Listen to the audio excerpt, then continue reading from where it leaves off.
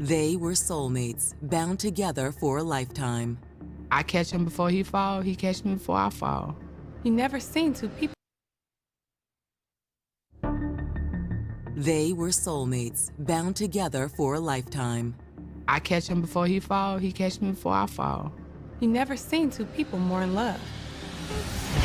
Until a hail of gunfire rained down on their storybook romance. I need you guys to say for Holly Road in Palm Beach County. It's in reference to a female that got shot. That's all I have so far. Why were these people shot? How many shooters were there? Nobody knew. The race to unravel this mystery will plunge investigators deep inside a bizarre world of sexual fetish, where carnal pleasure reigns supreme, and nearly everyone has a motive for murder. He could have a buffet of women if he wanted. But he wasn't the only one who was getting it all the time. There was a lot of threat to the effect of, I'm gonna get you. It just caused her to just lose her mind. That's when hell just like broke loose.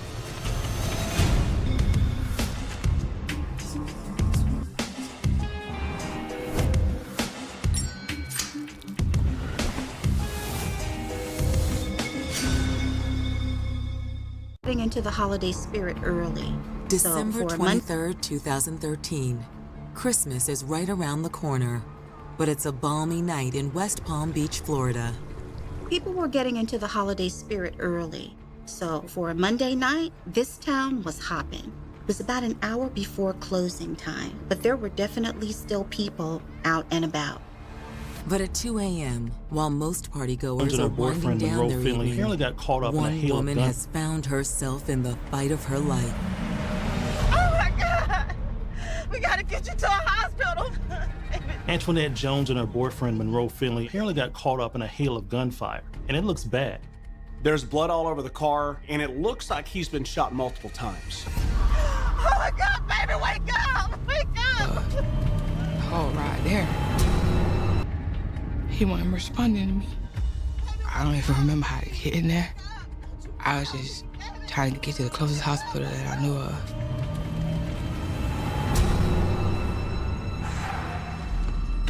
Oh my God, somebody help me! Help me, my boyfriend, he's been shot!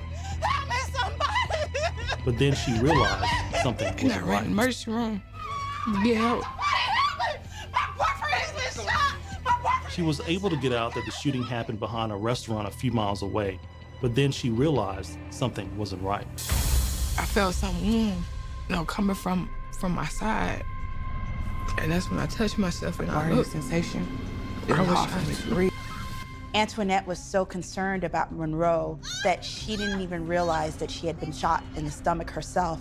Once I felt that burning sensation, it was hard for me to breathe. And once I seen blood, it just collapsed. Ma'am, we need to get her into surgery now. Come on. I have a lot of young kids starting drugs. Born in early. 1982, Antoinette Jones grew up in a tough West Palm Beach neighborhood. Growing up, it was kind of rough in the area that I'm from. You have a lot of young kids starting drugs early. You have a lot of young kids around here killing. A lot of For girls in the Antoinette, neighborhood the got into guiding trouble hand with of her boys that loving he- family kept her on the straight and narrow. My mother always told me, it's like, no matter what you see out there in the world, it's all about what you want for yourself. A lot of girls in the neighborhood got into trouble with boys at a young age, but not Antoinette. Her mother worked on keeping her self-esteem high, and dating was frowned upon. And so, it wasn't until high school that she got her first taste of love. Wasn't My easy. first boyfriend, I had to meet him outside man. He was older than me.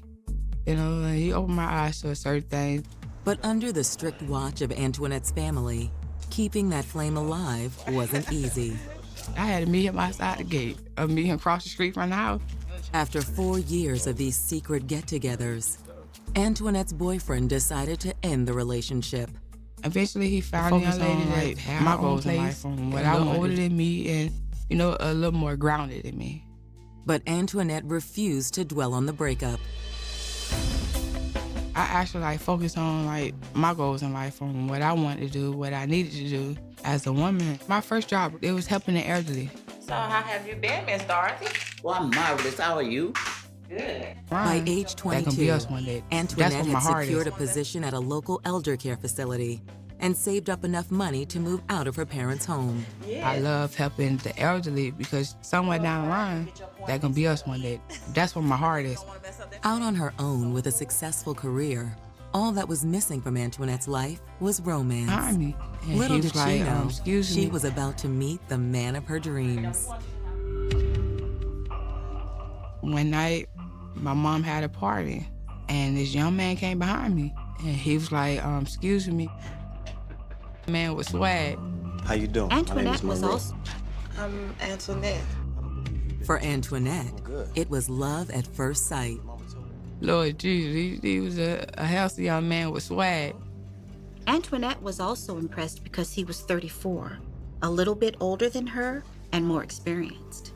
Now, your mama told me she had a beautiful daughter, but she didn't say you look like that. Damn. He just say all the right things. And once you find a person that just say all the right things, you can't do nothing. Neither. From that moment forward, Antoinette and Monroe couldn't get enough of each other. There was a tremendous physical chemistry between them.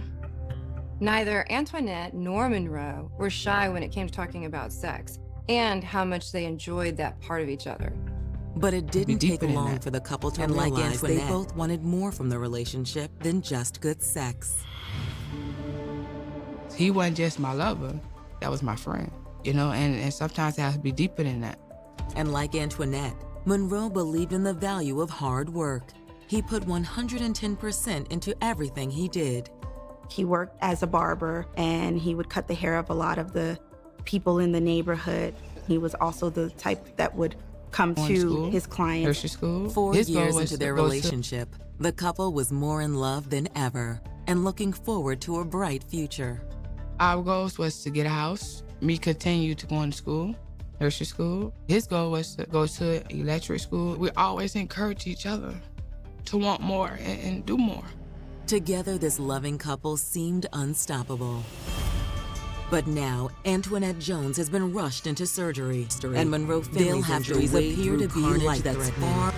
The doctors realized that he's been shot in the back of the head. What could have sparked such a brutal attack? Before detectives can unlock this mystery, they'll have to wade through carnage that's far more gruesome than anything anyone could have imagined. It's very extreme. It was basically like, you're crazy. Monroe Finley shared the perfect love story.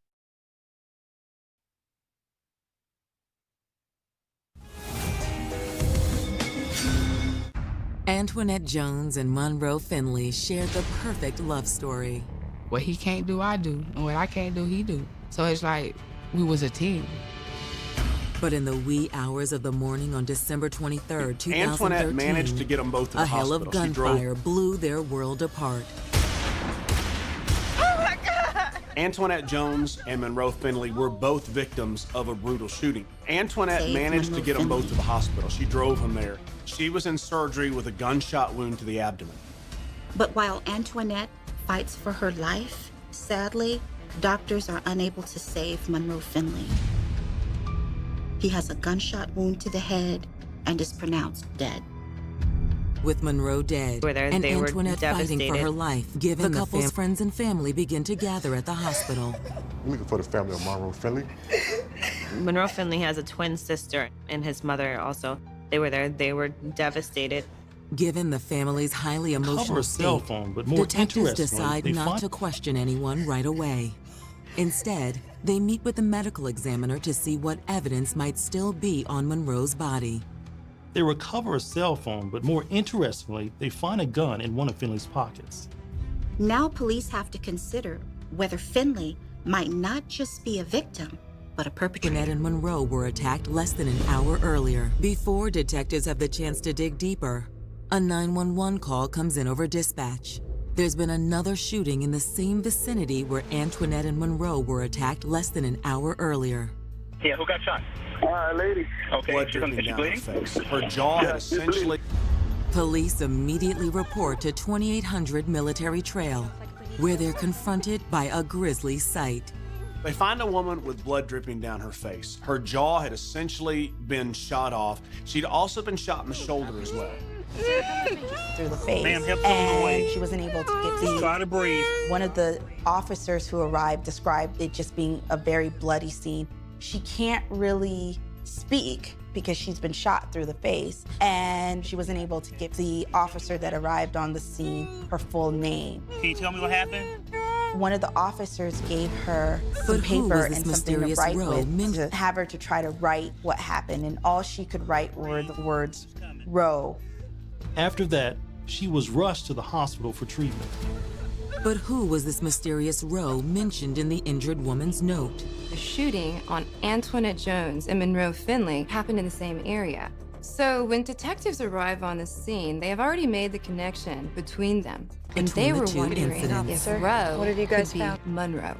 With one man dead and two women holding on for dear life, detectives are hoping the physical evidence will explain any link between the two incidents. Officer, what have you guys found so far? Okay, we found shell casings. Investigators found casings, one from a .40 caliber. They also found one from a .45 caliber as well. A black. While police are trying to track down any firearms that might have been left at the scene, they find a woman's sandal, a trail of blood, and a black and silver handgun. As they did a second sweep of the area, they also found a Glock semi-automatic. They send the two firearms off to the... have a gun on Finley, plus two more firearms, and it looks to them like there might be three shooters in this case. As CSIs continue to process the scene, they send the two firearms off to the crime lab for fingerprints testing. In the meantime, detectives reach out to two potential witnesses who've recently arrived on site. In the vicinity, detectives located Sheila Fulton and Frank Parker. All right, if I could have you come over here and just talk with me for a minute. Sheila Fulton reveals that she's a good friend of the woman who was shot in the face and identifies her as Kizzy Stiles.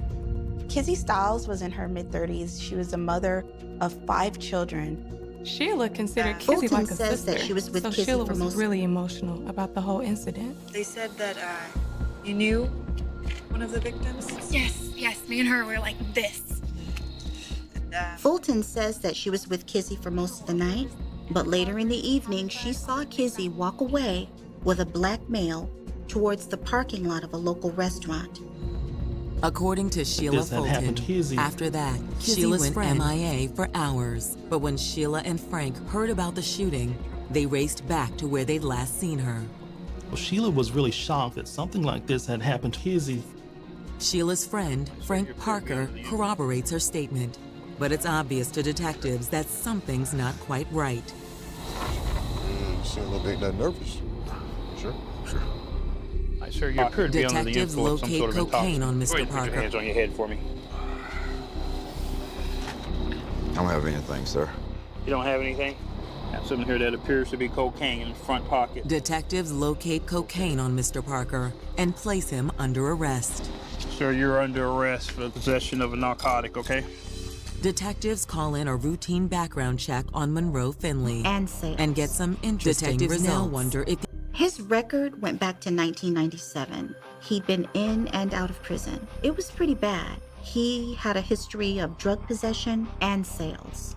Detectives now wonder if these two shootings could both be drug-related. So it had a lot of the markers of what appeared to be a drug deal gone wrong. Suspect the lateness of the hour, the back parking lot meeting spot, and what was the appearance of multiple shooters. And with Frank Parker locked up on possession charges, authorities suspect he may have instigated the attack on Monroe and Antoinette. They booked him down at the station, and at that Parker point, he was willingly questioned by agrees to take a detectives. DNA test to clear himself. What was your involvement with the shooting last night? Wait a minute, man. I ain't got nothing to do with that. I swear, you can ask Sheila. She was there. Parker willingly agrees to take a DNA test to clear himself. He also swears that Sheila Fulton can vouch for him because they were together the night of the shooting. Yes. The alibi checks out. At this point, detectives have no reason to look at him as a suspect anymore. Frank claims he and Sheila were down the street in a local park at the time of the attack on Monroe and Antoinette, a story Sheila Fulton ultimately corroborates.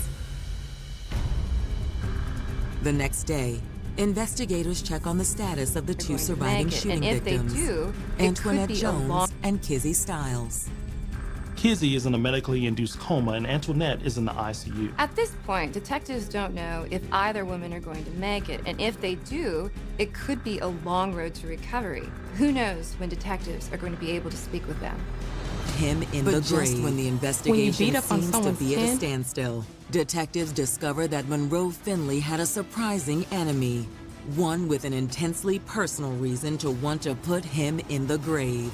When you beat up on someone's kin, you're playing with fire.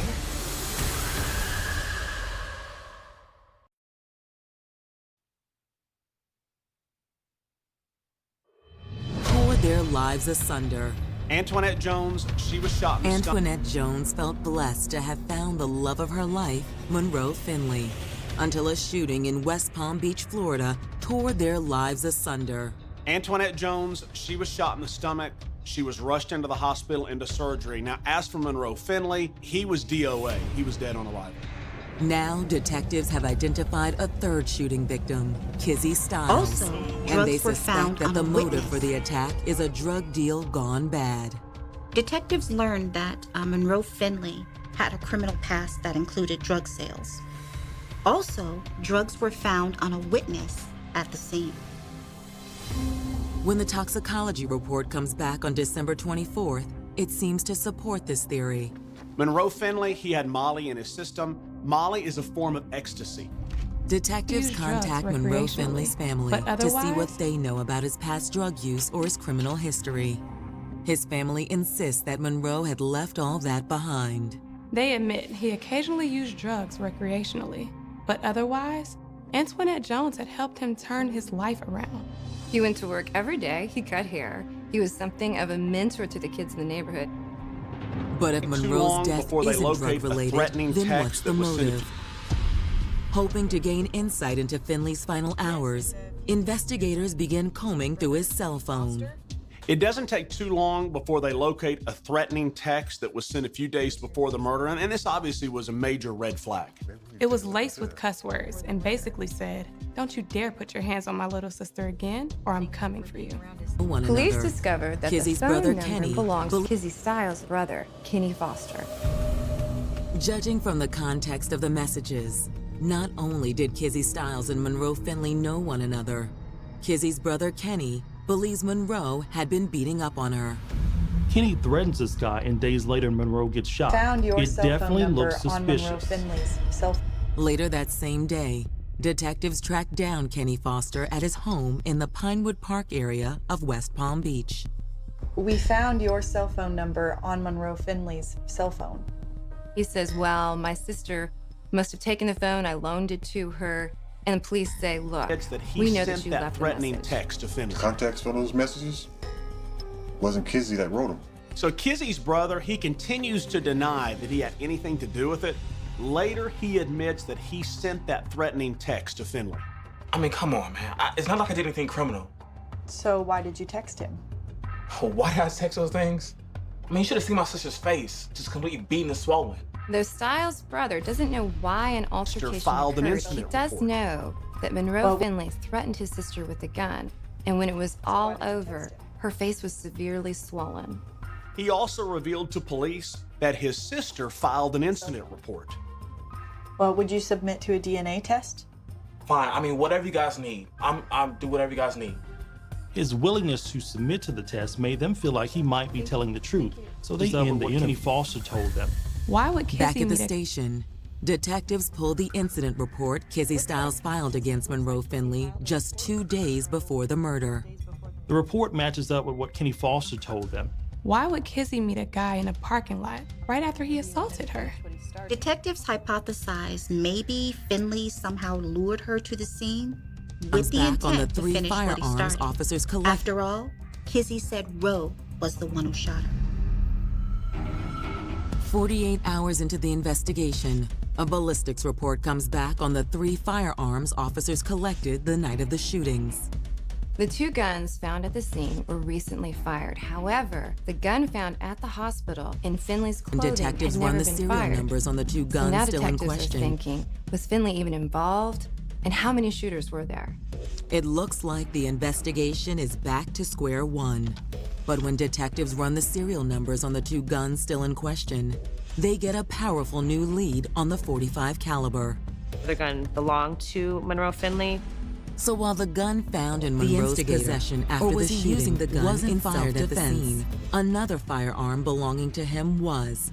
Does that mean Monroe fired that .45 caliber gun? And if so, was he the instigator? Or was he using the gun in self-defense? Before detectives can answer these questions, they uncover another surprising detail. This one about the third gun, the Glock. One of the guns, the Glock, had been reported stolen along with a car, and there was a suspect in that vehicle theft. The identity of that suspect only deepens the mystery.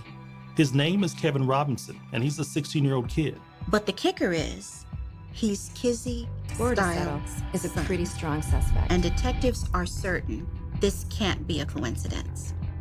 A hot-headed kid with a criminal record who has access to a gun and who seems to have a score to settle is a pretty strong suspect. Detectives decide to pay a visit to Kevin Robinson at the apartment he shares with his mother. Now believe that Kevin has been telling the Your truth. mother and Monroe Finley got shot. I was home, in bed. Anyone can vouch for you? Yeah, my brother. After Kevin's brother confirms the story, the cops now believe that Kevin has been telling the truth. But if Kizzy's son Kevin Robinson didn't shoot Monroe Finley, and neither did her brother Kenny Foster, and then his mother who did? took it from him. Investigators wonder if the shooter they've been looking for is Kizzy Styles herself. What if Kevin stole the gun in question, and then his mother took it from him with the intent to use it on Finley that night? Armed with this new theory, detectives suspect there may be more to Kizzy's relationship with Monroe Finley than she originally let on. And unfortunately, when they question Kizzy's family, they can't really elaborate much about the relationship. And Kizzy's still in a coma, so she can't talk to them. But thankfully, there is now one woman who can. Antoinette Jones is out of surgery, and doctors have cleared her to talk. She could be the key to unlocking this entire case. For the past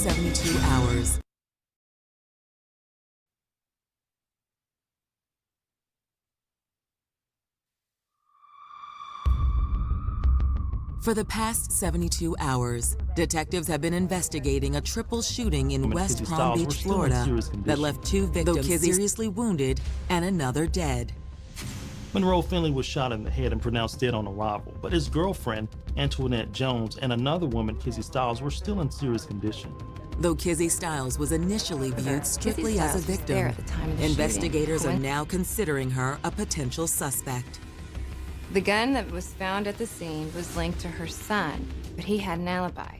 However, Kizzy Styles was there at the time of the shooting. Coincidence? Probably not. Since she's still in critical she condition, can provide information detectives still about can't Kizzy speak to her. Styles' Thankfully for police, the other shooting victim, Antoinette Jones, is now out of surgery. Detectives are hopeful she can provide information about Kizzy Styles' relationship with Monroe Finley. Since she was in stable condition, doctors cleared her to speak with detectives, but she was still a little out of it. Her mind is focused on one thing. I had like 32-something staples in my stomach, from the minimum of my sternum all the way down. Though Antoinette is drifting in and out of consciousness, her mind is focused on one thing, or rather, one man. Sorry. I just remember waking up Freddie's and I passed seen away. him with doctors saying, "Oh, nobody wouldn't tell me nothing." Eventually, detectives deliver Antoinette the heartbreaking news. Where's my wife? I'm afraid he's passed away. When the detective told me he didn't make it, he was like he was dead when he got there. And that was even harder, because I know he's not coming back. Antoinette, I'll never be sensitive able questions. The to hear interview's his gonna have voice, to wait. you know, or feel him hold me. Detectives realized that this was no time to ask Antoinette sensitive questions. The interview was gonna have to wait, and this was another roadblock. Instead, she's ready to detectives turn to the Finley only had person confided- who knew Monroe Finley better than Antoinette Jones, his twin sister, Rebecca. She immediately agrees to come down to the station, and she's ready to talk. Finley had confided in his sister quite a bit about Kizzy Styles, who he had started seeing about a month ago. They met at a gas station when she was with some friends. She also and didn't it was like after that a late Finley night was of with partying. Initially, Finley said Kizzy was fun and he enjoyed hitting the clubs with her. After a while, Kizzy started to show this really possessive side. She also didn't like that Finley was with Antoinette and said she was better than her. So, did Antoinette know of Monroe's relationship with Kizzy? I don't know, but that relationship wasn't nothing. I mean, it was just a flame. Antoinette was the love of his life. We went ring shopping a couple weeks ago because he was going to propose to her over the Christmas holidays. Before he died, Finley had realized that he wanted to be with Antoinette. He was actually trying to make it clear to Kizzy that he didn't see a future with her. Or Antoinette could have opened fire out of jealousy. Before, a motive for this shooting had eluded detectives. But now, it has all the markings of a love triangle gone horribly wrong. Kizzy or Antoinette could have opened fire out of jealousy, or Monroe could have shot Kizzy to keep her from revealing the On December relationship 30th, to Antoinette. 2013, But with Monroe dead and Kizzy in a coma, Antoinette is the key to opening this case. On December 30th, 2013, 1 week after the shooting, Antoinette Jones is released from the hospital. She agrees to come down to the station and give detectives a formal statement.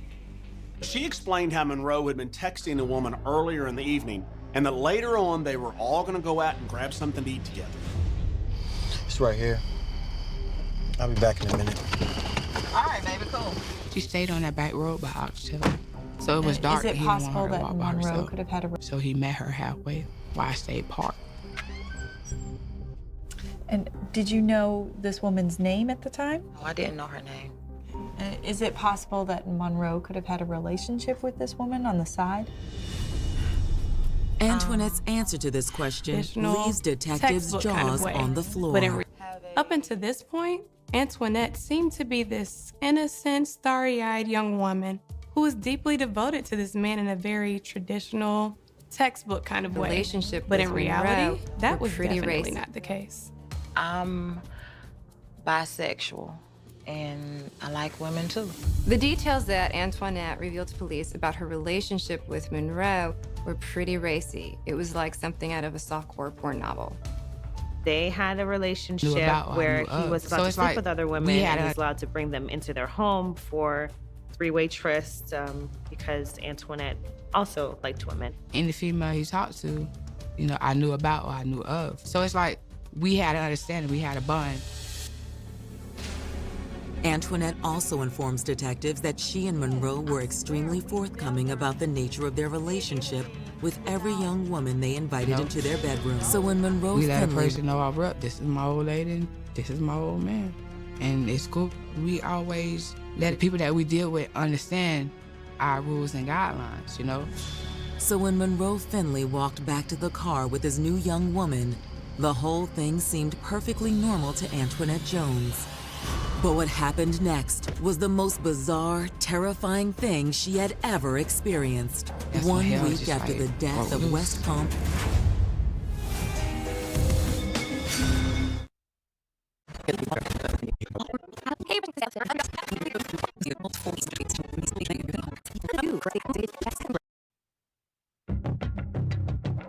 One week after the death of West Palm Beach resident Monroe Finley, detectives finally get the chance to question his girlfriend, Antoinette Jones, about the shooting that claimed his life.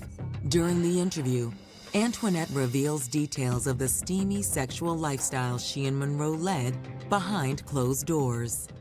Antoinette Jones and Monroe Finley look for females to hook up with and have threesomes. They were actually meeting with a woman the night Finley was killed to see if she could be a good partner. Antoinette says as Finley approached the car with their latest potential sexual partner, everything seemed normal. The smile that she had and he had was like, everything's copacetic, everything's cool. The woman gets in the backseat of the car and sees Antoinette. Hey, what's up? Then, according to Antoinette, gunfire exploded from the back seat without Monroe warning. turned. Antoinette just heard the pops of a gun coming from the back seat. I just seen like fire. I was driving a stick And you know, if you don't put the car in the right gear, it cuts off. And that's when she got out the car and started shooting inside the car. At some point, Monroe turned and fired back. For a guy like me, Seconds later, Monroe Finley collapses in the front seat. Within the hour, he's dead. Though Antoinette Jones' story sounds credible, detectives still haven't ruled her out as a possible suspect. I'll be honest, for a regular guy like me, I wouldn't be jealous. Maybe anger built up. Maybe you shot him. What? But Antoinette stayed firm Powerful hunch, and said, it's talk Kizzy to anyone Styles. we know, and they'll tell you, this is how we were. We lived our life the way we wanted to live, and we did it to the fullest. And I love every bit of it. We had the best relationship. As for the mysterious woman from the night of the shooting, detectives have a powerful hunch it's Kizzy Styles. But without a positive ID, they can't be sure. Yeah. Investigators ask her to look at a photo with Kizzy Styles in it. She's the one that shot us. That's her. Bingo. Come out of a medically According induced to coma, Antoinette, but her mouth was Kizzy still is so the swollen. one who shot at them. Once Antoinette positively IDs Kizzy Styles as the shooter, investigators release her and turn their focus back to Kizzy. But interrogating Miss Styles will have to wait. She had finally come out of a medically induced coma, but her mouth was still so swollen she really couldn't talk yet. Detectives use the time to continue to build a case against her. After subpoenaing Kizzy's phone records, they uncover substantial proof of her jealousy about Finley's involvement with other women. There's even a text where Kizzy refers to his wifey and says that she's better than her. Detectives can't be sure, but they think wifey must be Antoinette. 4 long weeks pass before investigators finally get the chance to question Kizzy Styles. So despite the fact that her injuries were still pretty severe, the swelling had now gone down to the point where she was starting to communicate. To keep the interview non-confrontational, detectives decide not to tell Kizzy Styles that she is a suspect. Kizzy, I know you're in a lot of pain from your injury, but it would help us a lot if you can ask some questions. Okay. They begin with asking Kizzy Styles if she planned to have a threesome with Monroe Finley and Antoinette Jones the night of the shooting. She denies that and says she and Finley were meeting to talk about their relationship and to see if they could work things out. Detectives ask Kizzy if she knew Antoinette Jones. She says that she saw her from afar once when she was picking up Monroe. Did you expect to see her that night? Oh. Was you jealous when you saw her? Finally, detectives reveal to Kizzy that she is... Monroe told me she was just a roommate. Of course, detectives know that this is a lie. Rebecca Finley already told them that Styles knew full well about the nature of his relationship with Antoinette Jones. Finally, detectives reveal to Kizzy that she is under investigation for the murder of Monroe Finley. Kizzy Styles, she continues to deny that she had anything to do with Finley's death. Investigate this. If it wasn't you, in the can case. you tell us who did it? However, I don't know. It must have been somebody outside of the car. if Kizzy had said that she was acting in self-defense against Monroe Finley, or even if she had said that Antoinette attacked her, well, then police would have to investigate this in the case. However, it just seems now like she's making up stories that she's guilty and trying to get away with murder. On March 7th, 2014, Kizzy Styles is fingerprinted before being placed under arrest.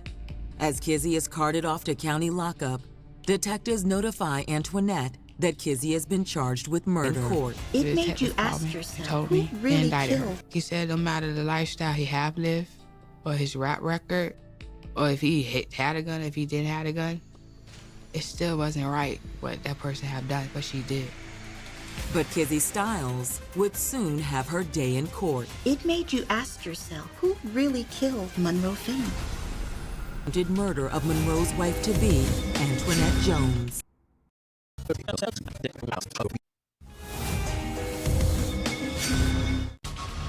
On March 7th, 2014, Kizzy Styles is arrested for the shooting death of Monroe Finley and the attempted murder of Monroe's wife-to-be, Antoinette Jones. The detective, and he made it happen, and I thank him so much. I know they did that. Family has immediate concerns about the case. 5 months later, on August 11th, Kizzy Styles' murder trial gets underway in a Palm Beach County courtroom. Finley's whole family was there. His mother, his sister, they wanted justice. But after seeing Kizzy Styles, the family has immediate concerns about the case. A big distraction is her face. Her face was very much disfigured by the gunshot wound that she suffered. Her mouth has sort of a permanent twist.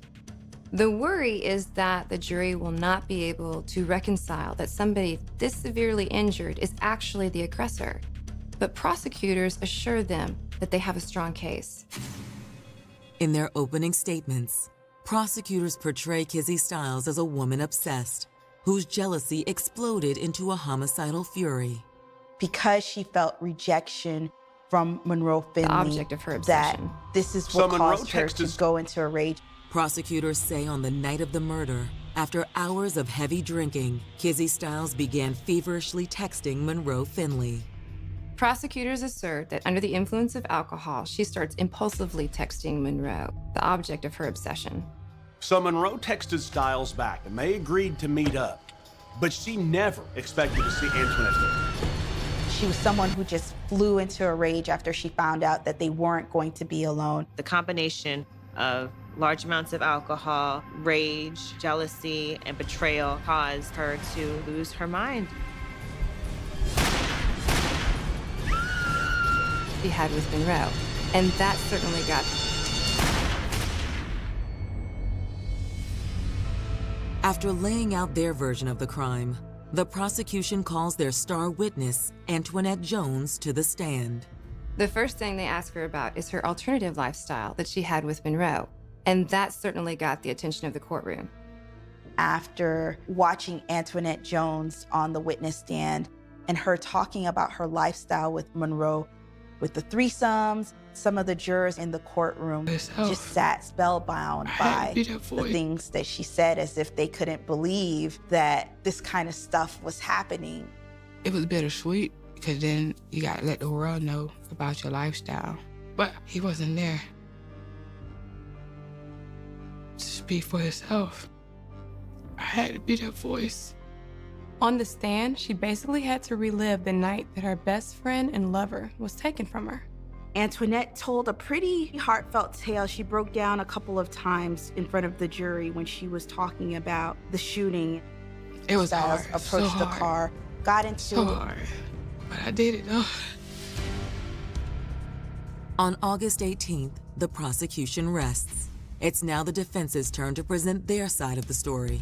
The defense in the case was that someone else, other than Kizzy Styles, approached the car, got into an exchange with Monroe Finley, and that's how the shooting started. In the back seat. It wasn't too different from what Kizzy Styles had suggested to detectives, only they presented ballistics evidence to support that theory. The defense said by the way Antoinette was shot in the stomach and by some of Monroe's wounds, that it would have been impossible for Kizzy sitting in the back seat to have been able to fire those shots that way and injure them that way. Information But on there is one critical hole in this theory. The fingerprints collected off Kizzy after her arrest are a match for those found on the Glock firearm, which makes the defense's argument of a mystery shooter seem dubious at best. During the trial, they never provided any information on who this other person was. Though Kizzy Styles takes the stand in her own defense, she offers zero new information about the crime. When Kizzy took the stand, she had caught a case of amnesia and couldn't remember what happened that night. She no longer remembers writing Rose's name down at the crime scene. She can't recall telling officers that she had gone to meet Monroe Finley to discuss the status of their relationship, or if Antoinette was even in the car. Still, there is one moment from the shooting that remains crystal clear in Kizzy's mind. Though she says she has no recollection of who shot her, she gives this really dramatic rendition of how she felt after she was hit. I felt like I was dying. I felt my spirit leaving my body. And then I just saw an angel just hovering over me, and it was like a battle over my soul. That's what I saw. It's like it was a battle. It was hurtful for a person to just sit there knowing you just took someone's life and act like you're the victim or guilty of first-degree murder of Monroe Finley. What you did. So I was full of a lot of anger. When the court adjourns on August 19th, 2014, it doesn't take long for the jury to return with a verdict. The jury found Kizzy Styles guilty of first-degree murder of Monroe Finley. They did not find her guilty of attempted first-degree murder of Antoinette Jones because they say that the shots were intended for Finley. She was sentenced to life without parole. I did feel like justice was served, but it's bittersweet. I still can't see my fiance. My mother-in-law still cannot see her son. His twin still cannot see her brother, or speak to her brother, or hold her brother. Kizzy Styles took Monroe Finley's life, but she couldn't extinguish the love that Monroe and Antoinette shared with one another. Even though he's not here right now today, our love has just continued growing. You know, just like the ocean. It's there's a beginning, but there's no end. Human beings. They are strange, fragile creatures. They will trade their very soul for a handful of silver, or in this case, for the hollow comfort of keeping up appearances. They kill for the most pathetic, unimaginative reasons you could ever conjure up. My. I tell you, you have to be kidding me. You look at a case like a daughter turning on her own mother, shooting her dead on a bathroom floor over business debts, and you think you have seen the bottom of the barrel. But the barrel does not have a bottom. It just keeps going down into the dark. Money is a corrosive thing. It eats away at bonds that you think are unbreakable. It turns blood into water and partnerships into death sentences. The setup. Let me tell you about a man named Nicholas Cordova. People called him Nick.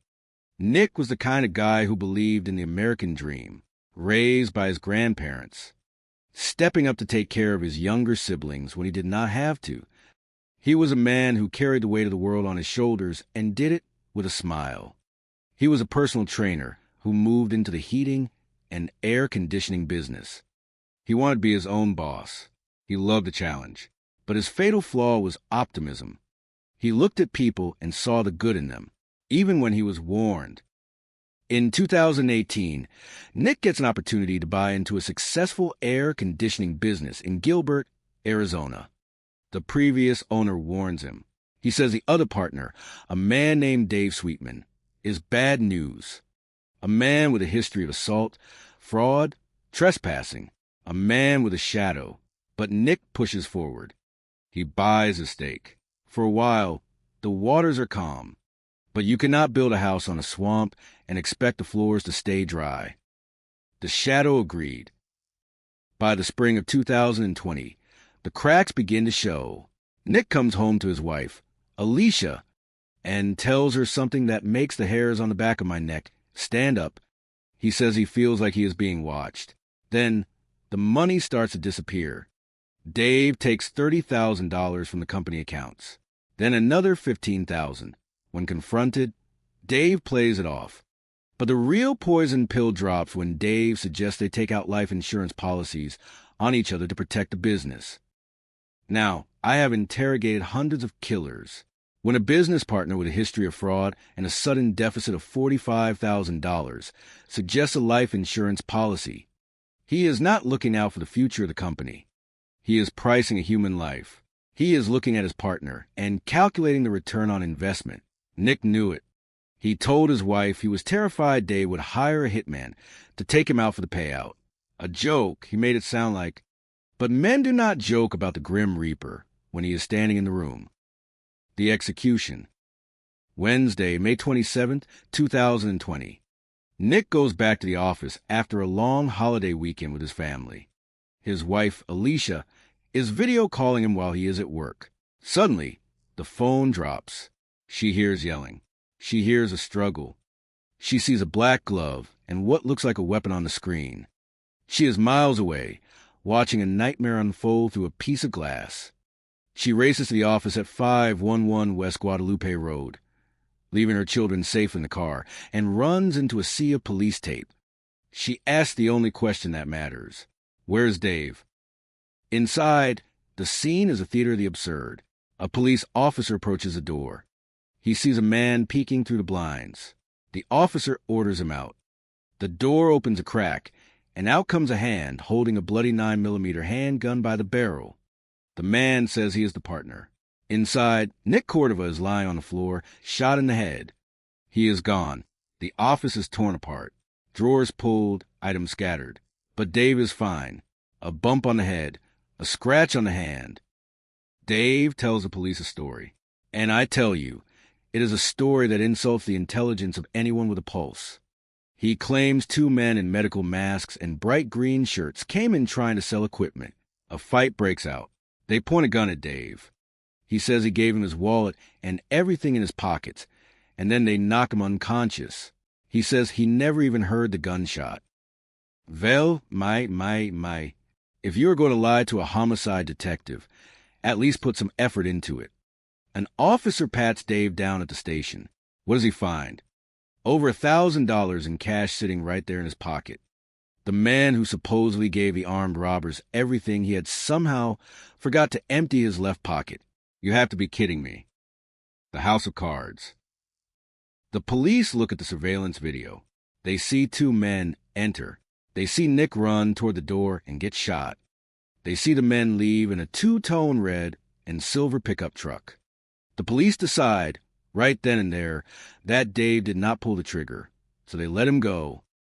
This is where I lose my patience. You have a partner who owes the company money.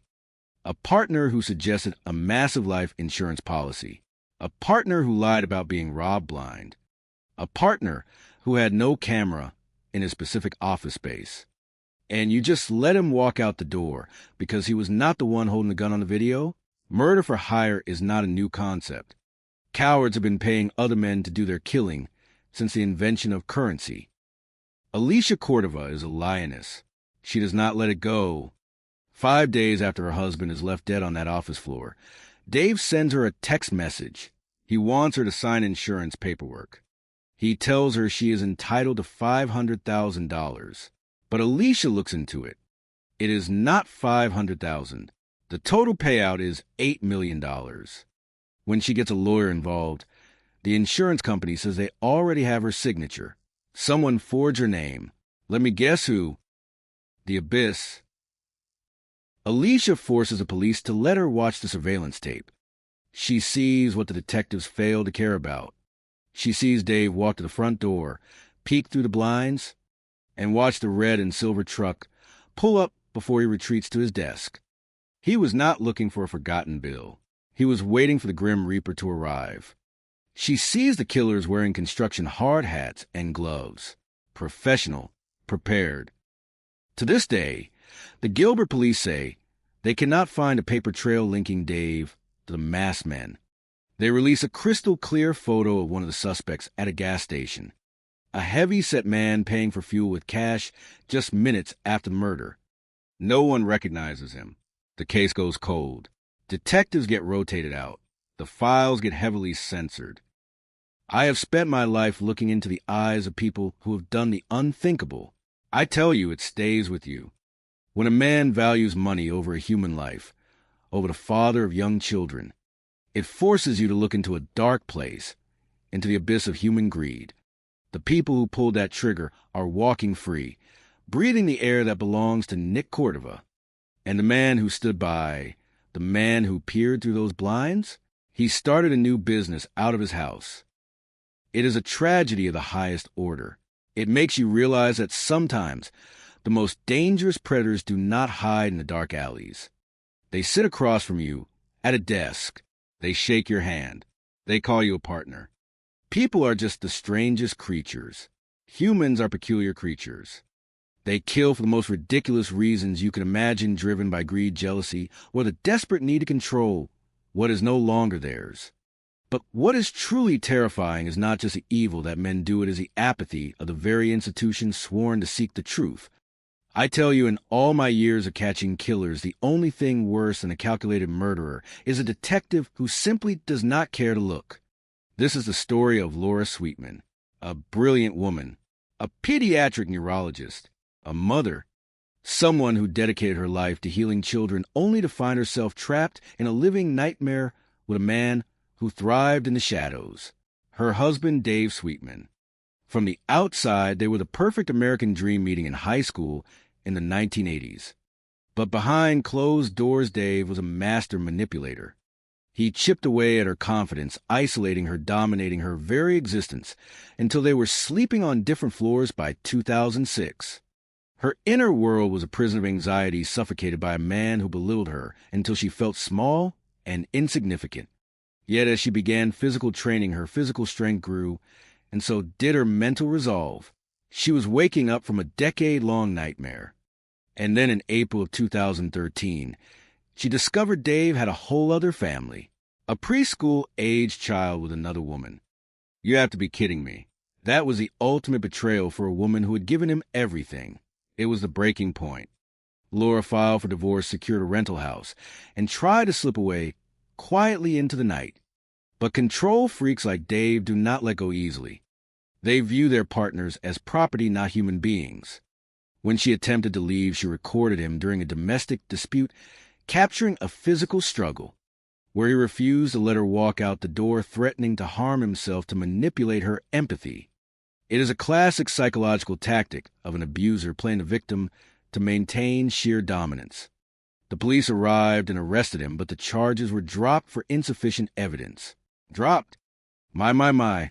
A woman records her own captivity, and the justice system just shrugs and walks away. She gets a protective order, but the terror remains deep in her bones. She is drowning in financial debt. He deliberately created looking over her shoulder, paranoid that she is being followed. And she probably was.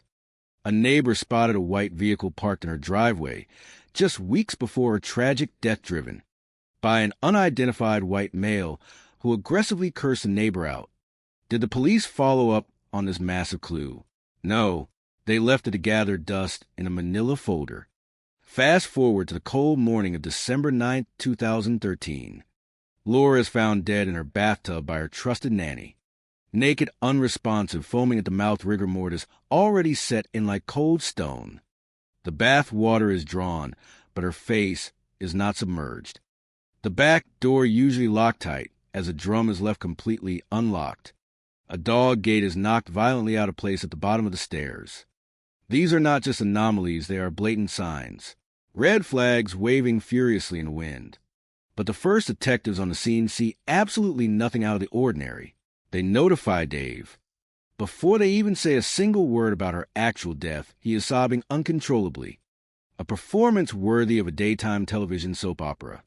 I have sat across the interrogation table from a lot of grieving husbands, and let me tell you, the innocent ones ask questions.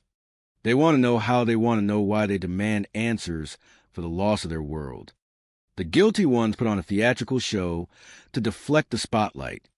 But instead of turning over every investigative stone, the police take a passing glance at his alibi and move on. His mobile phone was at his home, they say. A phone is a piece of plastic and circuitry. It does not prove a living, breathing man was asleep in his bed. Then there is the personal trainer she was seeing, who freely admits he was at her house the very night before she was found. He claims he leaves between 9 and 11 at night. And what do the seasoned detectives do? They do not even ask him what exact time he walked out that door. They just take his flimsy word that she was perfectly fine and let him walk away into the dark. No deep dive into his background, no pressing interrogations, no demands for a solid, verifiable alibi. Nothing. But the true tragedy of this case, the ultimate insult to the life of Laura Sweetman, lies on the cold steel of the autopsy table. The medical examiner, Dr. Mark Shelley, notes fresh contusions on her head and unexplained bruising across her body.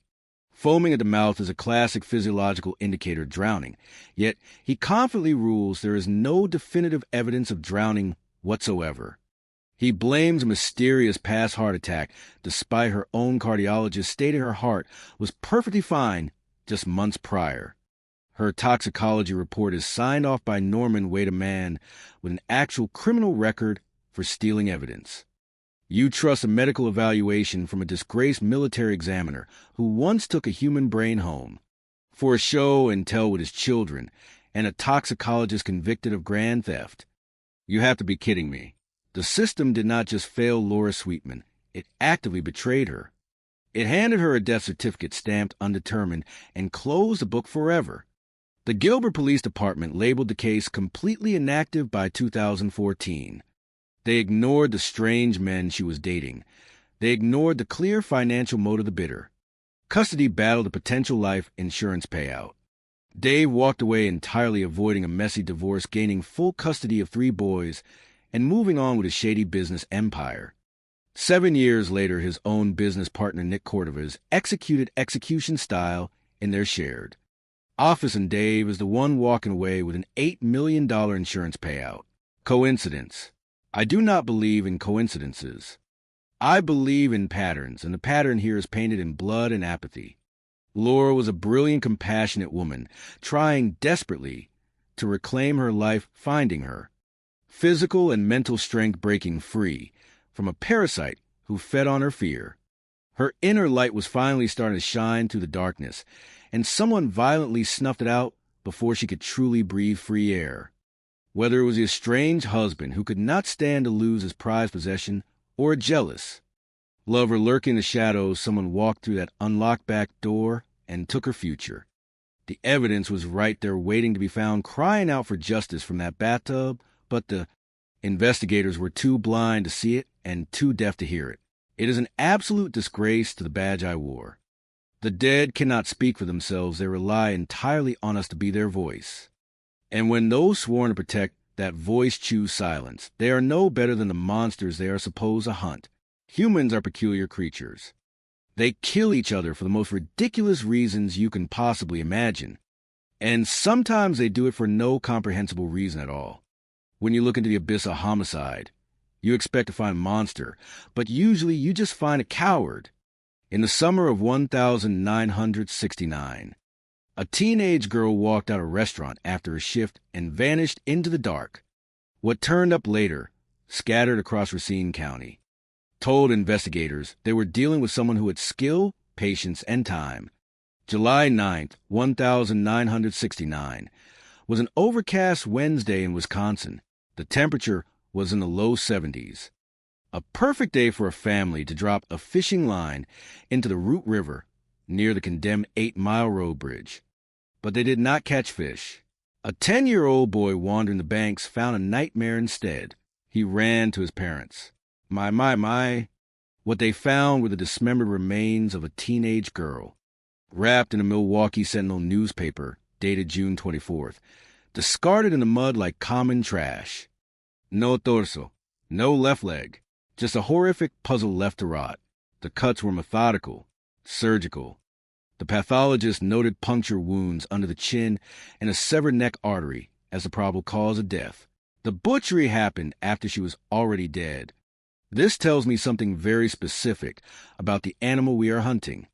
Murder is a frantic, chaotic event, but dismemberment requires a cold, calculated mindset. It is not an act of passion. It is an act of logistics. You have to transport.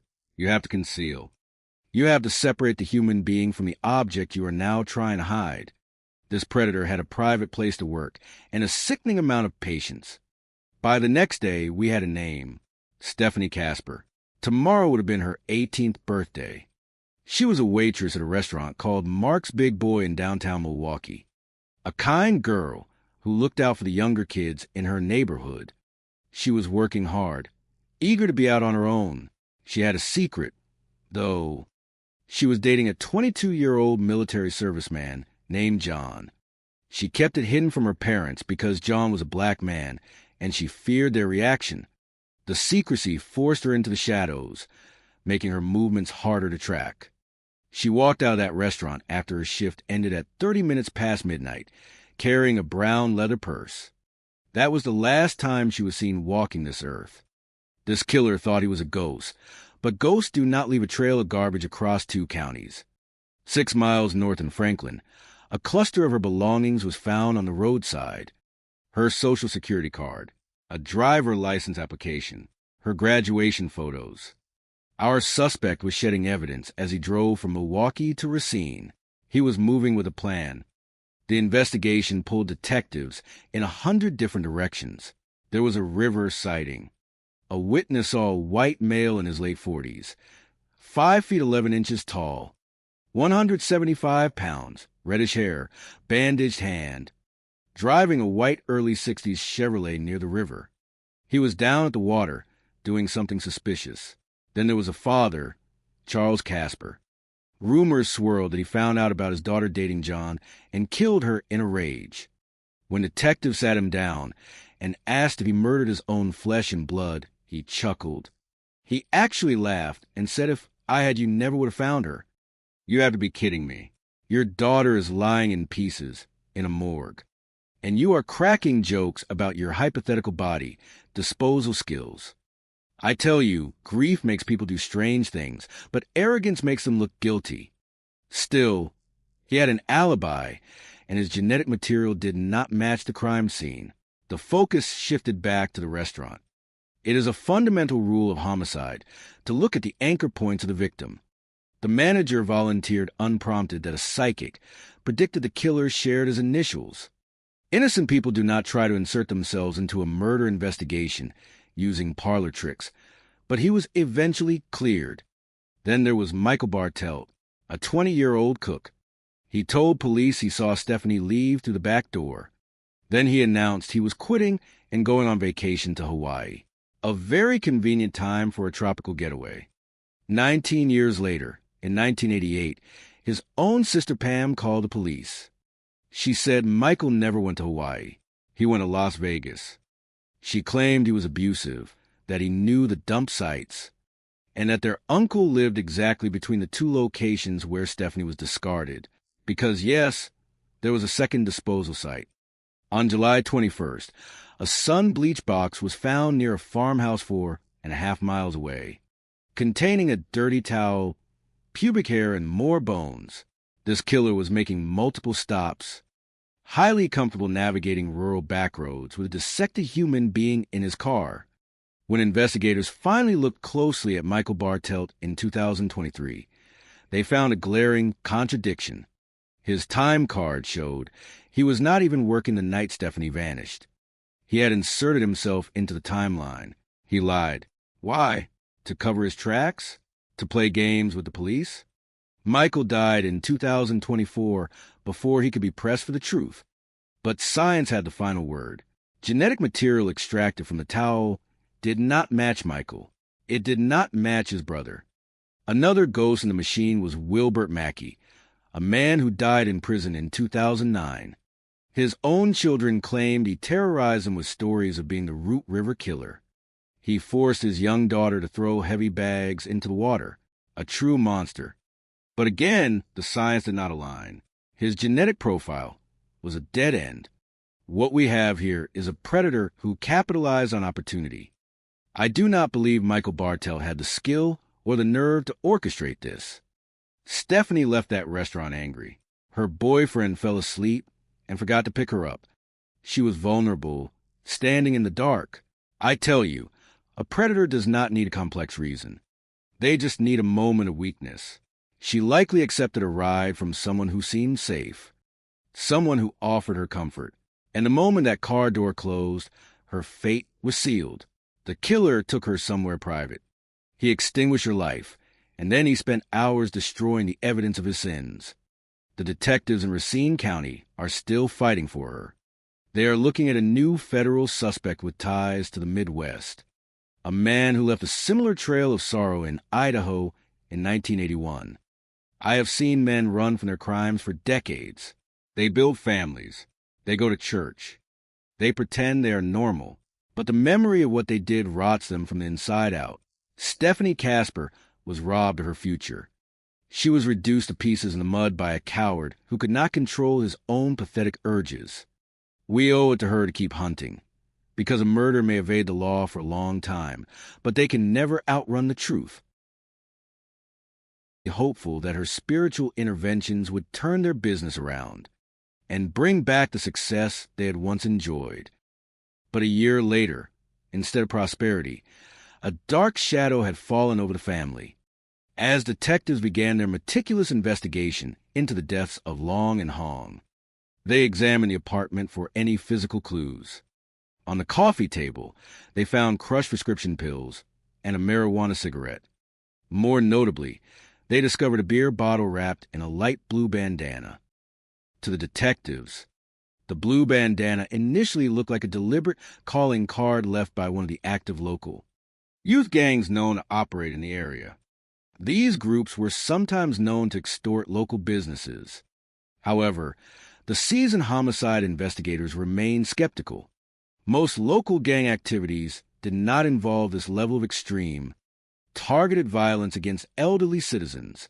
The scene almost felt too perfect, as if someone had deliberately staged it to direct suspicion away from the true perpetrators and toward local street gangs.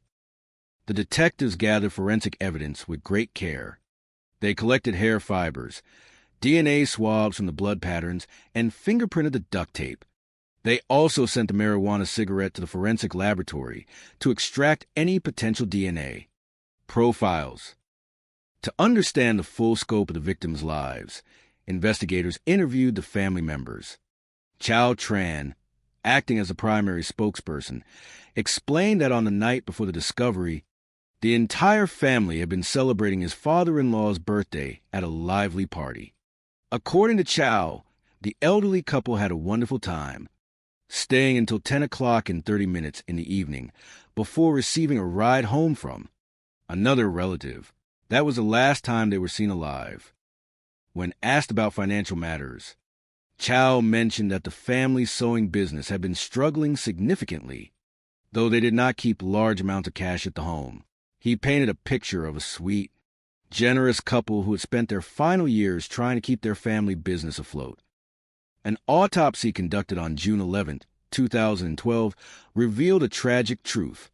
While the victims had suffered blunt force trauma to their heads from an unknown object, the actual cause of death was suffocation due to extensive layers of duct tape wrapped tightly around their faces. This revelation reinforced the detectives' belief that the primary intent of the perpetrators was to ensure the victims did not survive, suggesting a highly targeted and deliberate plan rather than a simple robbery gone wrong. As the investigation continued, detectives received a routine but significant notification from a life insurance company. It revealed that there was a substantial life insurance policy on the couple, totaling at least $1 million, and one of the primary beneficiaries was Chow Tran himself. On June 13, 2012, detectives met with Chow at the Arlington Police Station to discuss the business operations and the insurance policy. Chow explained that because the commercial sewing business was registered in his in-laws' names, the insurance policies were put in place to ensure the family could continue running the business and support the grandchildren if any tragedy were to occur. When questioned about his whereabouts on the night of the incident, Chow and the other family members provided consistent alibis, explaining that they had remained at the birthday gathering and played cards until late into the night. The police collected DNA samples and fingerprints from Chow and other close relatives to compare against the evidence collected from the crime scene. While the laboratory successfully developed a clear DNA profile from saliva on the recovered marijuana cigarette, the profile did not match any of the family members. Furthermore, when run through the National DNA Database known as CODIS, there were no matching profiles found. This development was a significant setback for the investigation. It suggested that the person who left the DNA might not have had a previous felony conviction, or perhaps they were a minor whose genetic profile had not yet been entered into the system. For more than 2 years, despite interviewing over 50 people and checking every available lead, the case grew quiet, remaining unresolved but never forgotten by the dedicated detectives. The breakthrough came unexpectedly in the year 2015. A young man named Willie Guillory was arrested in Houston for a felony offense involving the theft of a horse. Because a felony conviction in the state of Texas requires the submission of a DNA sample to the CODIS database, Willie's profile was officially entered into the system. Almost immediately, The system identified a perfect match between Willie Guillory's DNA and the genetic material, recovered from a marijuana cigarette left at the Arlington crime scene 3 years prior. At the time of the murders in 2012, Willie had been only 16 years old, which explained why his profile had not been in the national database. Armed with his critical match, detectives brought Willie in for questioning. When confronted with the scientific evidence placing him inside the apartment, the young man became emotional and confessed to his involvement. However, he insisted that he had not acted alone. He explained that in 2012, he had been living with his uncle, a 49-year-old man named Bobby Guillory. According to Willie, his uncle had told him that they were going to travel to Arlington to perform a job, and Willie felt he had no choice but to accompany him. Willie detailed how they had traveled from Houston to Arlington on June 9th, 2012. He claimed that his uncle possessed a key to the apartment, which allowed them to enter without forcing the door. Their instructions were to intentionally throw items around and stage the scene to make it look like a local gang had committed a robbery.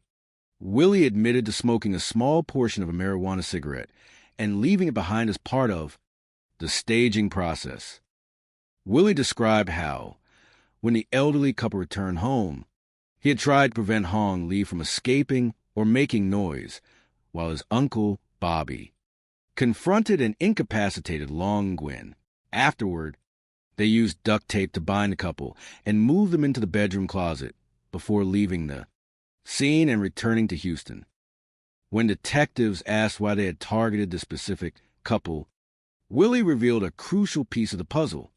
He stated that the entire act was a murder-for-hire plot organized by a prominent acquaintance of his uncle named Daphne Wright, the very spiritual advisor Chow Tran, and Hong Lee had hired years earlier. Willie claimed that Daphne had given his uncle the key to the apartment and had ordered the act because the family owed her a substantial amount of money. With this astonishing information, the police formally charged Willie Guillory and began their search for Bobby Guillory and a deeper understanding of Daphne Wright. Detectives discovered that Daphne operated a highly successful spiritual consulting practice in Houston. She was a married mother of 3 daughters and was described as a strong, direct, and commanding figure who managed her household and her business with an iron hand. When investigators initially visited her home, she confirmed that she knew Chow Tran as a client, but declined to provide specific details regarding their financial transactions. When asked what occurred when clients failed to pay for her services, she confidently asserted that her clients always paid. On December 16, 2015, detectives traveled to Katy, Texas, to arrest 52-year-old Bobby Guillory. Bobby had no prior criminal record and had recently fallen on hard times after being laid off from his job. Confronted with the evidence and his nephew's confession, Bobby agreed to speak with the investigators. Bobby expressed deep remorse and fear during his interview. He claimed that Daphne Wright had taken advantage of his financial desperation, offering him $10,000 to carry out the deed. He explained that Daphne functioned like a spiritual lender, charging immense fees to her clients on credit. Over the course of her consultations with Chow Tran and Hong Lee, their unpaid balance had reportedly escalated to a sum between $250,000 and $280,000. According to Bobby, when the family was unable to pay the ballooning debt, Daphne discovered that there were major life insurance policies active on the couple. She allegedly proposed that by ending their lives, the family could collect on the insurance policies and finally settle their outstanding debts with her. When detectives asked Bobby how Daphne had obtained the key to the apartment, Bobby claimed that Daphne had received it directly from Chow Tran. This allegation of internal involvement deeply surprised the detectives, who had built a supportive relationship with Chow and his family over the years of the investigation. Following Bobby's arrest, detectives obtained a search warrant for Daphne's Houston home.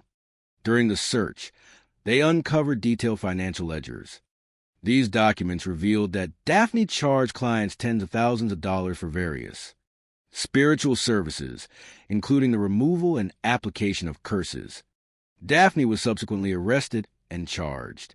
Her husband, Howard, cooperated fully with the police, maintaining that he had no knowledge of any criminal activity and believed in his wife's complete innocence. Daphne herself declined to make any statements without her legal counsel present. To strengthen their case against the primary organizers of the crime, prosecutors subpoenaed Chow Tran's financial records. They discovered that following the passing of his in-laws, the commercial sewing business had closed, and Chow had purchased a new home. Facing potential charges, Chow and his attorney negotiated a structured agreement with the prosecution. Chow provided his perspective on the events, describing how he and his mother-in-law had become deeply fearful of Daphne. He explained that because they believed in Daphne's spiritual capabilities, they feared she could place a devastating curse on their family if they failed to pay her. Chow claimed that in a desperate bid to protect the family from spiritual harm, his mother-in-law, Hong Li, had suggested sacrificing her own life so the family could collect the insurance money to satisfy the debt. He claimed Daphne embraced the idea and insisted that both elderly parents must pass away so that the payouts from both policies would fully cover the outstanding balance. Following the tragedy, Chow admitted to paying Daphne a significant amount of cash from the insurance proceeds. He also admitted to leaving the apartment key under an outdoor mat, knowing that Daphne would retrieve it. While investigators found the claim that Hong Li had volunteered for such a fate highly improbable, the prosecution recognized that Chow's testimony was essential to securing a conviction against Daphne Wright, whom they viewed as the central organizer of the entire plot. In exchange for his full and truthful testimony at trial, Chow was offered immunity from prosecution. On August 26, 2019, the trial of Daphne Wright commenced. Chow Tran took the stand as the key witness for the state, portraying Daphne as an exceptionally greedy individual who would stop at nothing to secure her payment.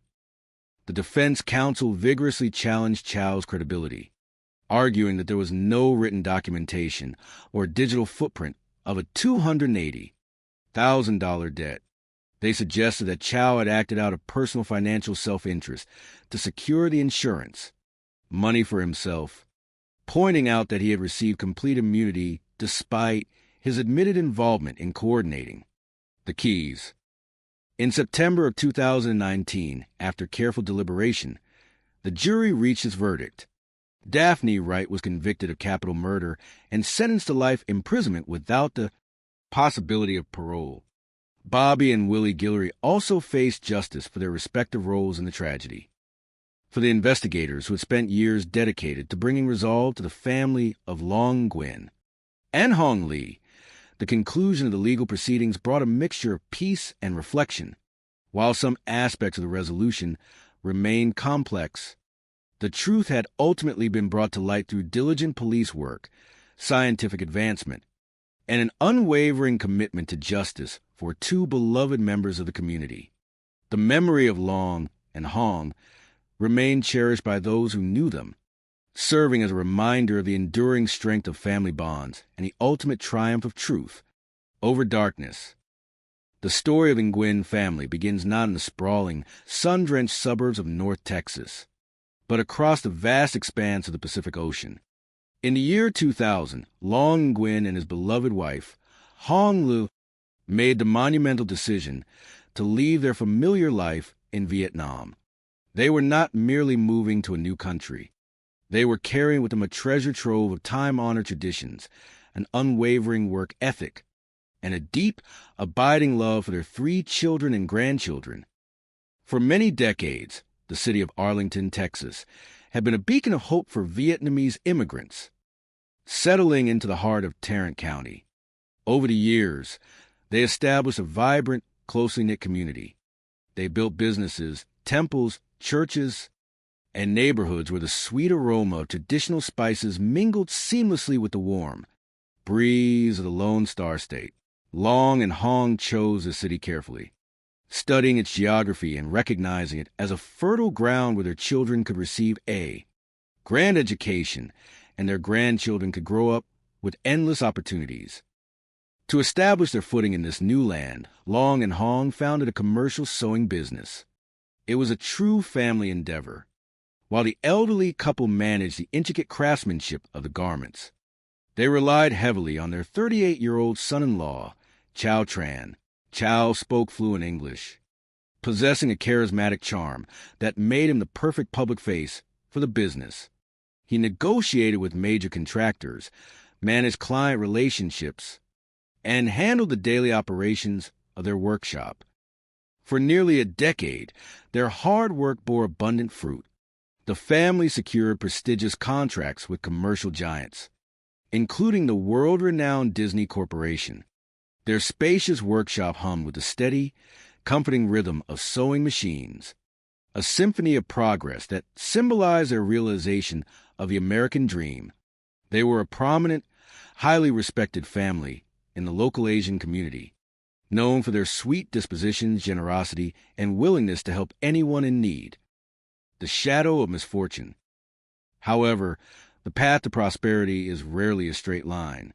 By the year 2011, the family's steady stream of good fortune began to falter. A shifting global economy and intense competition led to the loss of their lucrative contract with Disney. The once bustling sewing workshop grew quiet, and the financial pressure began to weigh heavily on the household. In traditional Vietnamese culture, when a family encounters a sudden barrage of obstacles, it is not uncommon to seek spiritual guidance. For thousands of years, people have believed in the protective power of ancestral blessings and spiritual alignment. When faced with the threat of bankruptcy or emotional distress, many families turn to a spiritual advisor to perform traditional rituals designed to ward off negativity and restore balance. Hoping to find a solution, Chow Tran and his mother-in-law, Hong Lu, began searching through the local Vietnamese newspapers. Within the classified sections, they discovered an advertisement for a spiritual advisor named Daphne Wright, who operated out of Houston, located approximately 250 miles away. The advertisement promised that she possessed a unique ability to lift heavy curses, bestow good fortune, and protect businesses from financial ruin. Encouraged by Hong, Chow made contact with Daphne and arranged a formal consultation at her residence in Houston. The family was filled with a sense of hope. They believed that with the right spiritual guidance, they could revitalize their sewing business and protect their family legacy. Daphne agreed to perform a series of elaborate rituals, promising that prosperity would soon return to their doorstep. An unexpected discovery.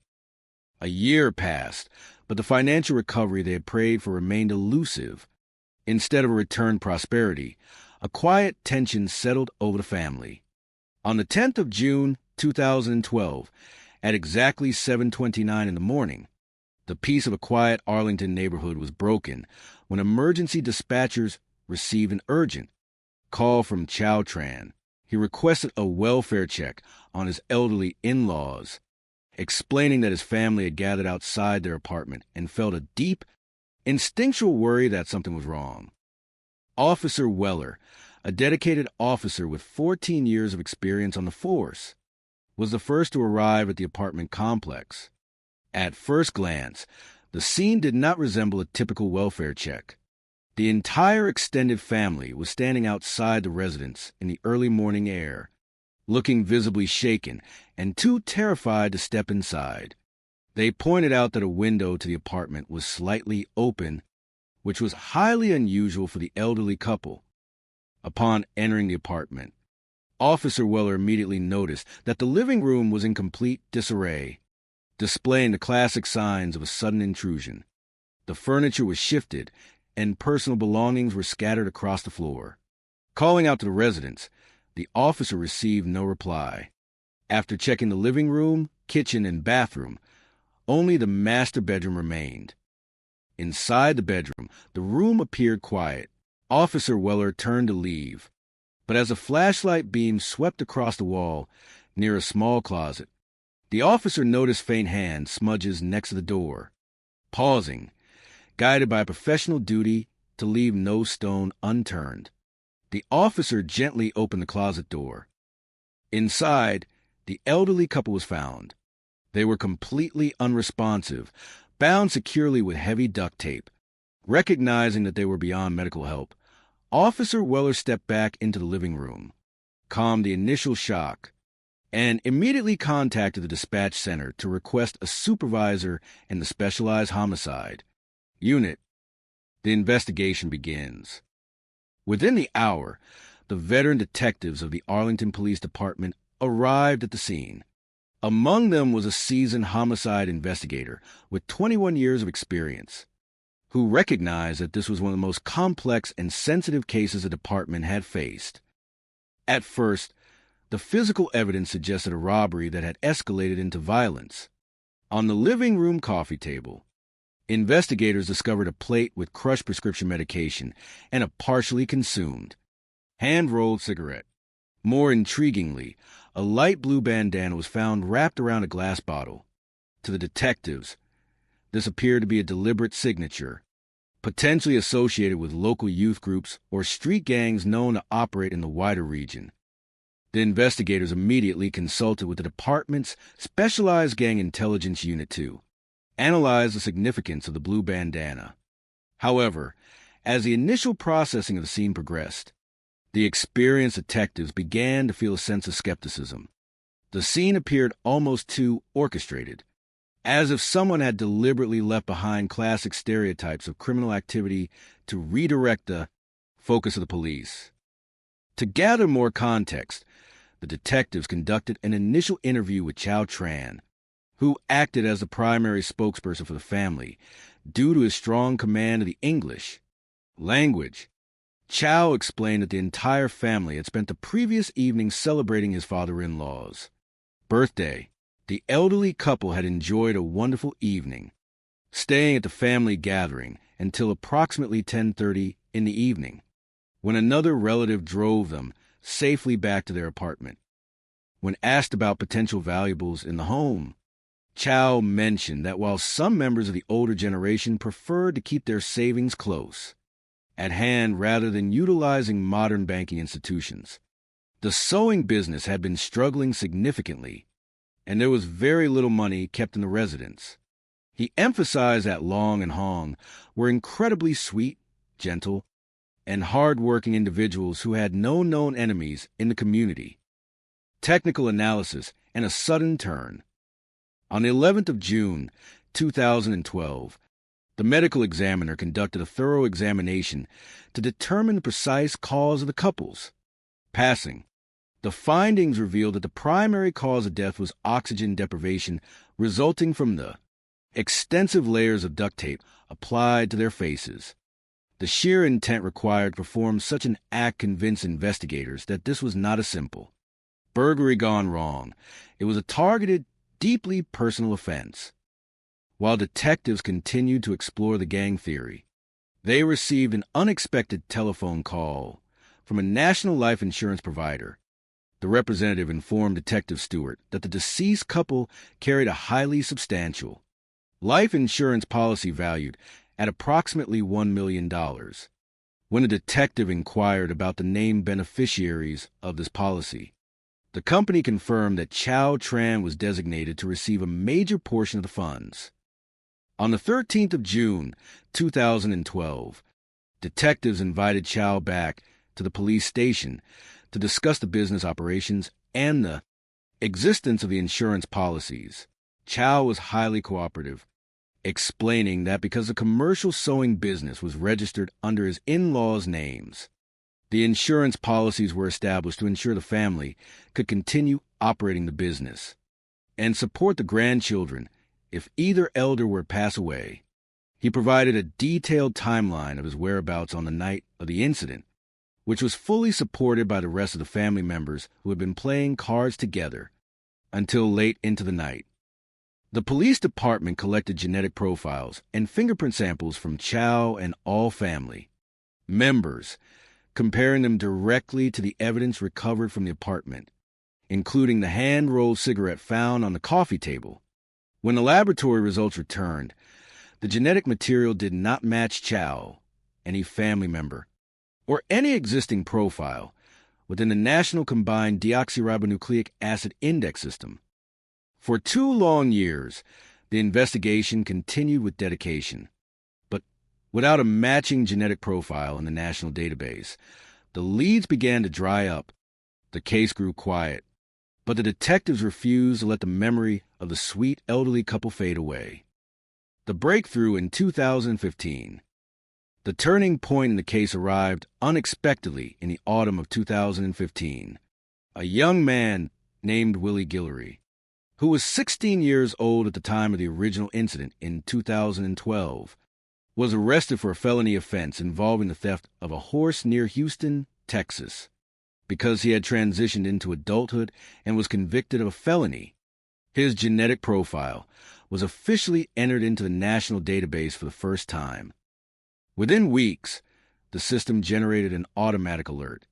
The genetic profile from Willie Guillory was a perfect match for the genetic material recovered from the hand-rolled cigarette left on the coffee table inside the Arlington apartment 3 years earlier.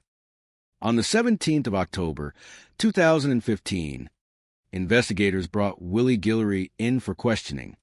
Initially, Willie denied any knowledge of the city of Arlington, suggesting that perhaps his genetic material had been misplaced. However, as the detectives presented the indisputable scientific evidence, the young man became visibly emotional and confessed his involvement, revealing that he had not acted alone. Willie explained that in the summer of 2012, his 49-year-old uncle, Bobby Guillory, had asked him to assist with a task in Arlington. On the 9th of June, 2012, the uncle and nephew made the 3-hour drive from Houston. Willie claimed that Bobby possessed an actual key to the elderly couple's apartment, which allowed them to enter without forcing the door. According to Willie, the plan was to systematically disarrange the apartment to create the appearance of a random burglary. They brought specific items, including the glass bottle, the blue bandana, and a hand-rolled cigarette, to intentionally mislead investigators into believing that a local street gang was responsible. When the elderly couple returned home, a physical altercation ensued, during which Bobby utilized a blunt object to quiet the resistance, after which they secured the couple inside the closet and departed back to Houston, unraveling the mastermind. When asked why they had targeted a gentle elderly couple whom they had never met, Willie revealed a startling detail. He explained that the entire plan was a murder-for-hire plot orchestrated by a woman named Daphne Wright, who was a close associate of his Uncle Bobby. Willie stated that Daphne claimed the family owed her an enormous sum of money and that she wanted the debt settled permanently. With this crucial information, the focus of the investigation shifted directly to Daphne Wright.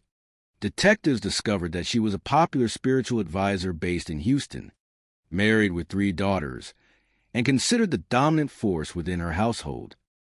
On the 16th of December, 2015, detectives traveled to Katy, Texas, to apprehend 52-year-old Bobby Guillory. Confronted with a search warrant for his genetic profile and confession of his nephew, Bobby broke down and admitted his role in the events.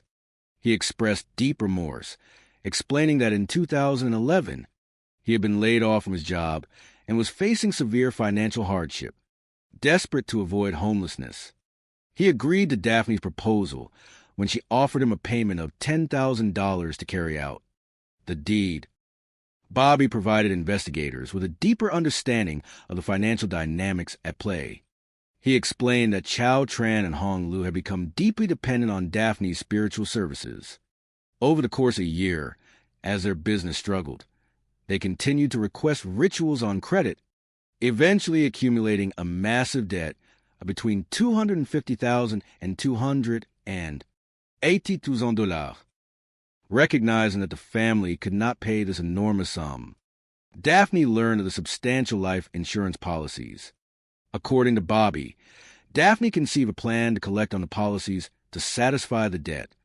When Bobby asked how she had obtained the key to the apartment, Daphne revealed that she had received it directly from Chow Tran, the path to justice. On the 31st of August, 2016, detectives executed a search warrant at Daphne Wright's residence in Houston, resulting in her arrest. Inside the home, investigators discovered detailed financial ledgers. These documents revealed that Daphne had been charging clients astronomical fees, ranging from $10,000 to $40,000 for individual spiritual services and rituals. To build an airtight case against the primary coordinator, prosecutors entered into formal discussions with Chow Tran and his legal representative.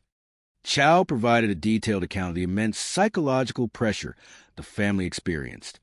He explained that they genuinely believed in Daphne's spiritual authority, fearing that if they failed to pay her, she would place a devastating curse upon their children and grandchildren. Chow claimed that his mother-in-law, Hong Lu, out of profound and selfless love for her family, had suggested sacrificing her own well-being so the family could collect the insurance funds to pay the debt and lift the spiritual burden. However, investigators and prosecutors remained highly skeptical of this narrative, believing that the plan was fueled by financial desperation and manipulation. Ultimately, to ensure that the individual who organized and financed the crime was held fully accountable, the state offered Chow Tran immunity from prosecution in exchange for a complete and truthful testimony during the trial. The formal trial of Daphne Wright commenced on the 26th of August, 2019. Chow Tran took the stand, describing Daphne as an incredibly greedy and controlling individual who would stop at nothing to secure her financial demands. Although the defense argued that Chow was a primary participant who benefited financially from the insurance proceeds, the jury carefully weighed the extensive physical evidence, the testimonies of Willie and Bobby Guillory, and the financial ledgers. In September 2019, the jury returned a verdict of guilty for capital murder. Daphne Wright was sentenced to life in prison without the possibility of parole, ensuring that she could no longer exploit vulnerable families. Bobby and Willie Guillory were likewise held legally accountable for their respective roles in the tragedy, a legacy of resilience and community. While the legal proceedings brought a sense of closure to the city of Arlington, the true heart of this story lies in the resilience of the local community and the enduring bond of family. The tragedy served as a profound educational lesson for many immigrant families, highlighting the importance of seeking legitimate financial counseling, relying on established community support systems, and protecting loved ones from manipulative influences. The Vietnamese community of Arlington rallied around the remaining members of the family, offering comfort, spiritual healing, and solidarity. Neighbors and business owners came together to honor the memory of Long Nguyen and Hong Lu, remembering them not for the quiet tragedy of their final days, but for their decade of warmth, their beautiful craftsmanship, and the immense love they poured into building a bright future for their descendants. The story stands as an inspiring testament to the dedicated detectives who spent years pursuing the truth, refusing to let a cold case remain unsolved. It reminds us that even when faced with the absolute darkest aspects of human greed, the light of truth, the strength of community, and the warmth of familial love will always prevail, guiding us toward a peaceful and just tomorrow. The morning sun over Arlington, Texas, always had a way of painting the suburban landscape in shades of warm amber and soft gold. It was a city of quiet intersections, bustling strip malls, and a vibrant tapestry of cultures that had woven themselves into the very soil of Tarrant County. Over the decades, among these, the Vietnamese community stood as a beacon of resilience and entrepreneurial spirit, having established deep roots since the late 1970s. They brought with them not just their dreams, but their heritage, their culinary secrets, and an unwavering devotion to family. Detective Stewart, a man with 21 years of service in the Homicide Division, appreciated the quiet mornings. He was a veteran who had seen the city grow, change, and sometimes stumble.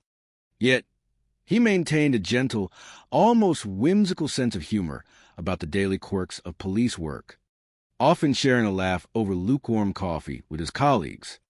To him, the badge was not just a symbol of authority, but a commitment to keeping the peace in a community he deeply loved. On the morning of June 10th, 2012, at exactly 7:29 in the morning, the peace of a quiet Sunday was gently interrupted. An emergency call came through to the dispatchers. The caller was 38-year-old Chow Tran, a Vietnamese immigrant who spoke with a hurried, anxious tone. He was requesting a welfare check on his elderly in-laws, Long Nguyen and Hong Lee. An unexpected Sunday call. Chow Tran explained to the dispatcher that his father-in-law, who was in his early 70s, and his mother-in-law had not been answering their phone. The concern in his voice was palpable, a natural reaction for a family that was closely knit. He mentioned that his wife and teenage son had gone to the apartment to knock on the door, but the silence from within was deafening. They had noticed an open window, and the blinds were slightly askew, which was highly unusual for the meticulous elderly couple.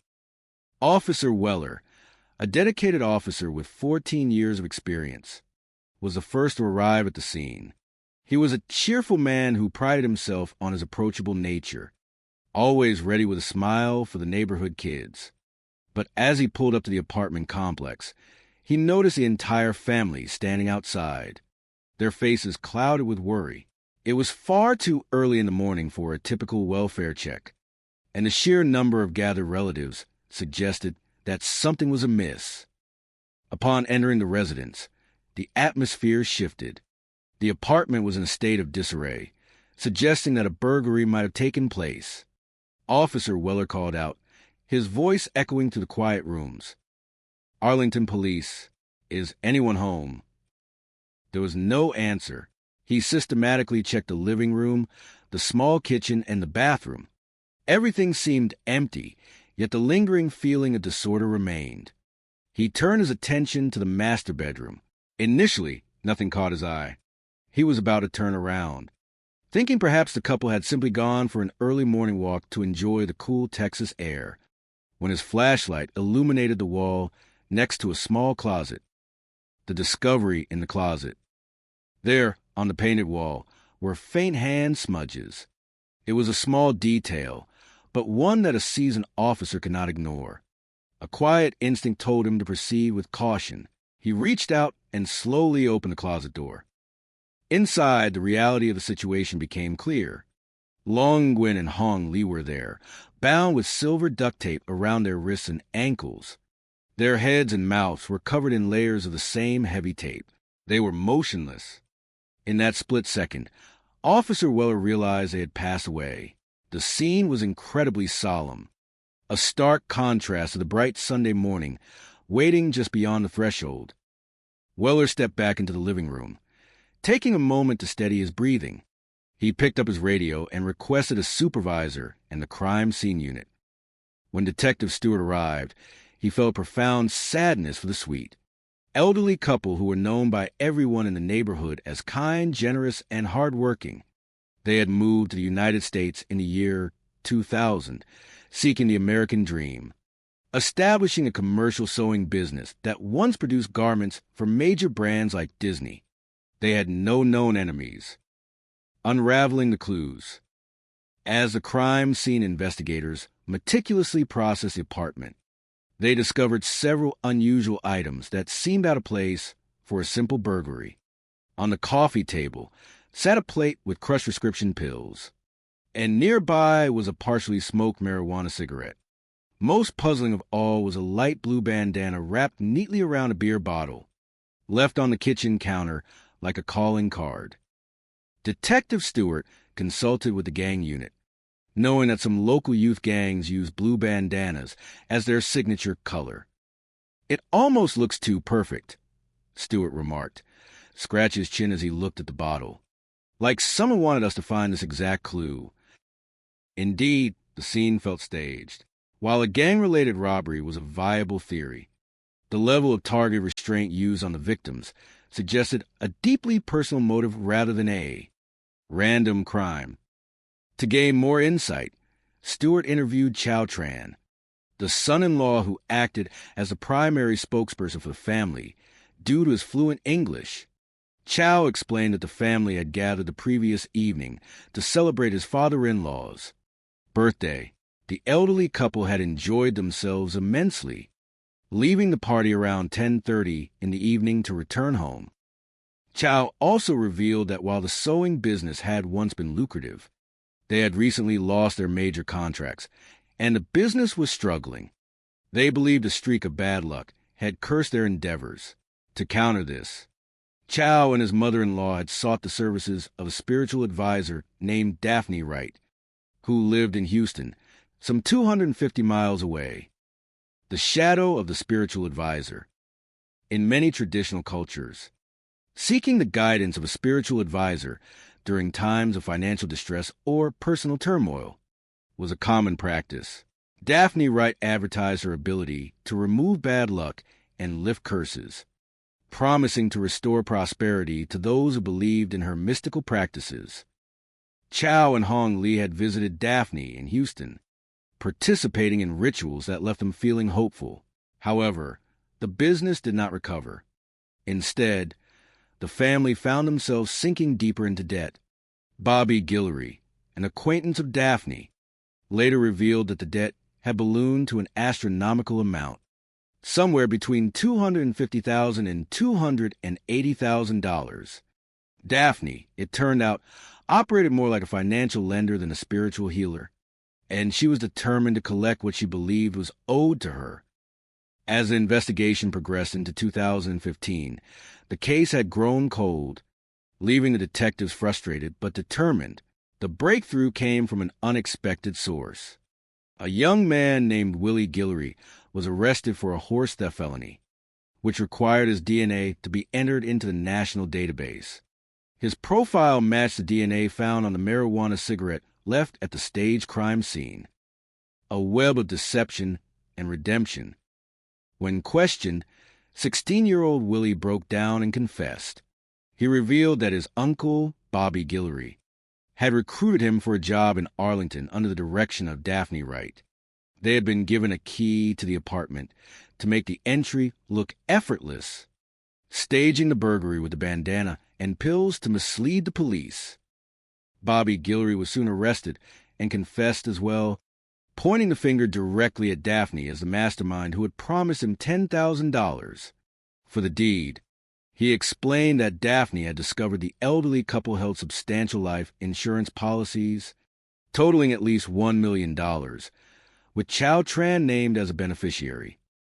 The revelation of Chow Tran's potential involvement shocked the investigators. Chow had initially presented himself as a grieving relative, but financial records showed he had recently purchased a new home after receiving the insurance payout. When confronted, Chow, accompanied by his attorney, painted a picture of psychological manipulation. He claimed that Daphne held immense spiritual control over his mind and body, making him feel powerless to resist her demands. To secure a conviction against Daphne Wright, the prosecutors made a difficult decision to offer Chow Tran immunity in exchange for his full testimony. During the trial in August of 2019, Chow testified extensively about Daphne's greed and the immense pressure she placed on his family, depicting her as a modern-day mystical extortionist. Ultimately, the jury found Daphne Wright guilty of capital murder, sentencing her to life in prison without the possibility of parole. While the resolution brought a sense of justice to the community, the investigators remained mindful of the complex human emotions, cultural pressures, and desperate choices that had led to such a tragedy. The story of Long Nguyen and Hong Lee served as a solemn reminder of the values of family, the dangers of misplaced trust, and the enduring pursuit of truth. The summer sun of the state of Texas has a way of turning the concrete of Arlington into a shimmering mirage, where the heat rises in visible waves and the air smells of sweet grass and dry earth. In the year 2000, a quiet family arrived in this bustling corner of the world, carrying with them nothing but a few suitcases, a profound sense of hope, and a treasury of ancient traditions from their homeland of Vietnam. Long Nguyen and his beloved wife, Hong Lu, were people who measured their wealth not in paper currency, but in the laughter of their grandchildren and the steady, rhythmic hum of sewing machines. For many years, their lives in the United States resembled a beautifully woven tapestry. They established a commercial garment business, renting a modest space where the bright fabrics of dreams were transformed into tangible realities. Long was a man of gentle patience, often seen with a measuring tape draped over his shoulders like a priestly stole, while Hong possessed an eye for detail that could spot a misaligned stitch from across a crowded room to help them navigate the unfamiliar waters of American commerce. They relied heavily on their son-in-law, Chow Tran, a young man of 38 years who possessed a gift of fluent English and a charming, easygoing demeanor that made contractors feel instantly at ease. Under Chow's management, the sewing business flourished.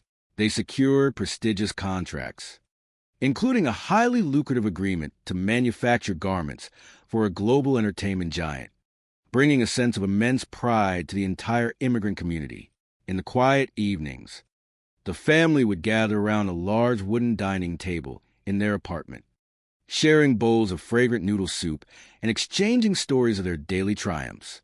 They believed they had captured their own slice of the American dream, a gentle and honest prosperity built on a foundation of hard work and mutual respect. However, the tides of fortune are notoriously fickle. By the year 2011, the grand contract that had sustained their business came to an end, and a shadow of quiet worry began to settle over the household. The sewing machines, once singing with constant activity, now sat silent for hours at a time. Long and Hong, traditionalists at heart, began to wonder if some unseen spiritual disharmony had disrupted their lives. In their ancestral culture, when a family faced sudden adversity, it was common to seek the guidance of a spiritual advisor, someone who could harmonize the unseen energies of the world and restore the flow of good fortune. It was during a warm afternoon in the early months of 2011 that Chow Tran, while scanning the pages of a local Vietnamese newspaper, discovered an advertisement for a spiritual healer based in the city of Houston, some 250 miles away. The advertisement promised to lift curses, banish misfortune, and bring abundant luck to those in desperate need. Encouraged by his mother-in-law, who felt a deep, instinctive need to protect her family's legacy, Chow made contact with his mysterious advisor, a woman named Daphne Wright. The journey to Houston was filled with a mixture of anxiety and hope. Daphne Wright, a married mother of 3 daughters, operated her spiritual practice from her suburban home. She was a woman of powerful presence, loud, direct, and commanding, whose household seemed to revolve entirely around her formidable will. When Chow and Hong first met her, they were captivated by her absolute confidence. Daphne performed an elaborate ritual designed to cleanse their business of negative influences, promising that prosperity would soon return to their sewing tables. Yet, as the months passed, the business did not recover. Instead of questioning the efficacy of the rituals, Chow and Hong found themselves caught in a cycle of escalating dependence. Daphne explained that the negative forces surrounding their family were far deeper and more stubborn than she had initially realized, requiring increasingly complex and expensive ceremonies to dismantle. Driven by a profound fear of failure and a deep-seated belief in Daphne's purported spiritual authority, the family began to pay her vast sums of money, often relying on credit extended by the advisor herself. Over the course of a single year, the spiritual debt ballooned to an astronomical sum, somewhere between $250,000 and $280,000. The burden of this debt began to weigh heavily on the family, transforming their once happy home into a place of quiet tension. Unbeknownst to the gentle elders, Long and Hong, a dark plan was beginning to form in the shadows. Driven by greed and the cold calculations of those who saw human life as a mere transaction, on the morning of June 10th, 2012. The quiet peace of an Arlington apartment complex was shattered. At 7:29 in the morning, emergency dispatchers received a call from a distressed Chow Tran requesting a welfare check on his elderly in-laws. Chow explained to the operator that his family had gathered outside the residence, deeply concerned because the window of the apartment was open and there was no response to their repeated knocks. A young patrol officer named Weller was the first to arrive on the scene. Sensing the family's intense anxiety, Weller entered the apartment, searching the rooms one by one. The living room was in complete disarray, presenting the classic signs of a burglary. Drawers were pulled open, compact discs were scattered across the carpet, and furniture was overturned. Weller called out, but his voice was met only with a heavy, suffocating silence. As Weller prepared to leave the bedroom, believing the apartment to be empty, his flashlight caught the faint, chilling sight of hand smudges on the wall next to a small closet. Summoning his courage, he opened the door, only to make a discovery that would haunt him for the rest of his career. There inside the confined space lay the silent forms of Long Nguyen and Hong Lu. They had been bound with duct tape, their heads wrapped tightly in a cruel attempt to silence them forever. When the Arlington homicide detectives arrived, led by veterans with over 21 years of experience, they were deeply shaken by the sheer malice of the scene. On the coffee table in the living room, investigators found a plate of crushed prescription pills and a discarded marijuana cigarette.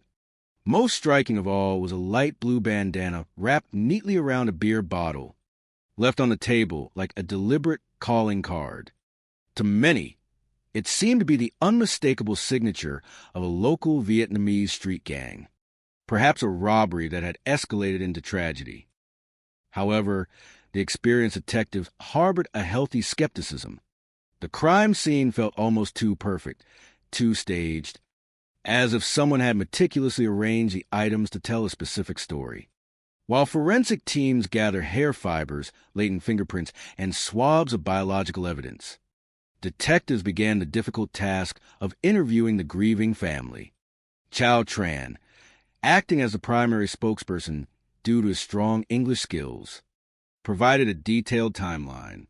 He explained that the entire family had been celebrating his father-in-law's birthday the previous evening, playing cards and sharing a joyous meal until past 10 o'clock at night. For more than 2 years, the investigation seemed to stall. The deoxyribonucleic acid profiles recovered from a marijuana cigarette did not match any entries in the Federal Bureau of Investigation's combined deoxyribonucleic acid index system, and no local gang members could be linked to the crime. The case grew cold, leaving the community to heal as best as it could, wrapping the memory of the gentle couple in a quiet, enduring respect.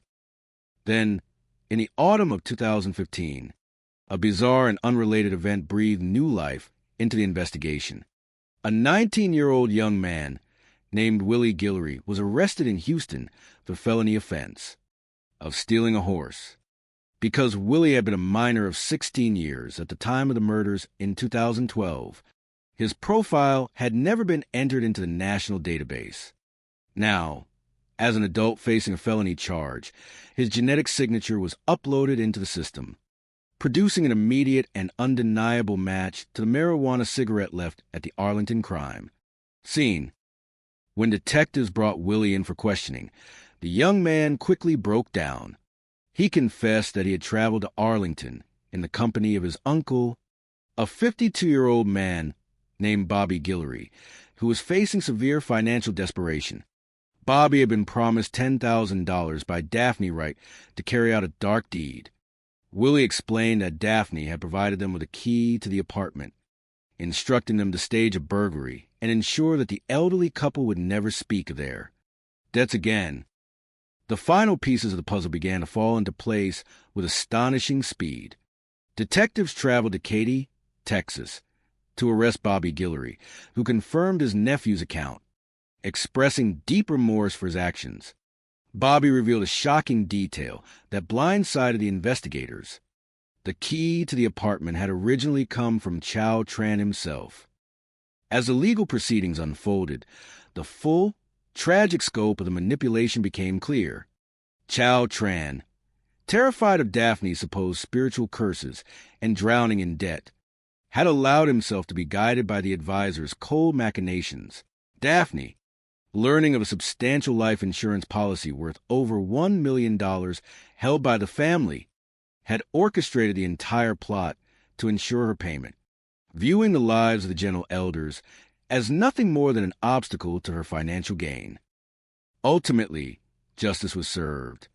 The perpetrators of the scheme were brought to answer for their actions, and the community was forced to confront the devastating consequences of greed and spiritual manipulation. Yet, in the wake of the tragedy, the memory of Long Nguyen and Hong Li remained a powerful testament to the enduring values of hard work, family unity, and the search for a better life. Their legacy was not defined by the darkness of their end, but by the warmth, love, and vibrant spirit they had brought from their ancestral home to the heart of Texas, leaving a lesson of resilience and the true meaning of family that would inspire generations to. Come. The golden sun rose gently over Arlington, Texas, on the 10th of June 2012. The air was warm and full of the promise of a peaceful Sunday. At 7:29 in the morning, the calm was interrupted by a phone call to the emergency dispatch center. A 38-year-old man named Chow Tran called, his voice carrying a nervous tremor. He asked the police to check on his elderly in-laws, Long Nguyen and Hong Li. They were in their 70s, a sweet and enduring couple who had built a beautiful life together. Officer Weller, a kind-hearted man with 14 years of experience in the police force, received the call. He drove through the quiet streets, expecting a simple misunderstanding. Perhaps the elderly couple had simply gone for a morning stroll and forgot to lock their door. When he arrived at the apartment complex, he noticed a family gathered outside. They looked worried, standing together in the soft morning light. The front window of the apartment was open, and the curtains danced in the gentle breeze. "I will go take a look," Officer Weller said with a reassuring smile. He wanted to bring peace to the anxious family. He stepped inside the home. The living room was untidy, which was unusual for a family known for their neatness. He called out their names, his voice echoing in the quiet spaces. The kitchen and the bathroom were empty. The only place left to check was the bedroom. He walked in, holding his flashlight, hoping to find Long and Hong safe and sound. Instead, he found a profound sadness. In the small closet, he discovered the beloved couple. They had passed away. To respect their dignity and the gentle nature of this tale, we will not dwell on the sorrowful details of how they were found. Officer Weller stood in the living room, his heart heavy. He had seen many things in his long career, but this moment touched his soul deeply. He calmly reached for his radio and called for his colleagues. The Arlington Homicide Team, led by seasoned and compassionate detectives, arrived shortly after. They looked at the scene and knew they had a significant puzzle to solve. They were determined to find the truth and bring justice to a family that had lost its guiding stars. Chapter 2, The American Dream. To understand the depth of this loss, one must understand the beautiful journey of Long Nguyen and Hong Li. They immigrated to the United States from Vietnam in the year 2000, bringing with them a rich heritage, time-honored traditions, and an immense love for their family. They settled in Arlington, a vibrant city in Tarrant County known for its welcoming community and diverse cultures. Long and Hong were a prominent and beloved family. They were the kind of neighbors who always had a warm smile and a kind word for everyone. They were the roots of a deeply connected family tree. Upon arriving in Texas, they started a commercial sewing business. They worked tirelessly, their hands weaving not just fabric, but a future for their 3 children and their grandchildren.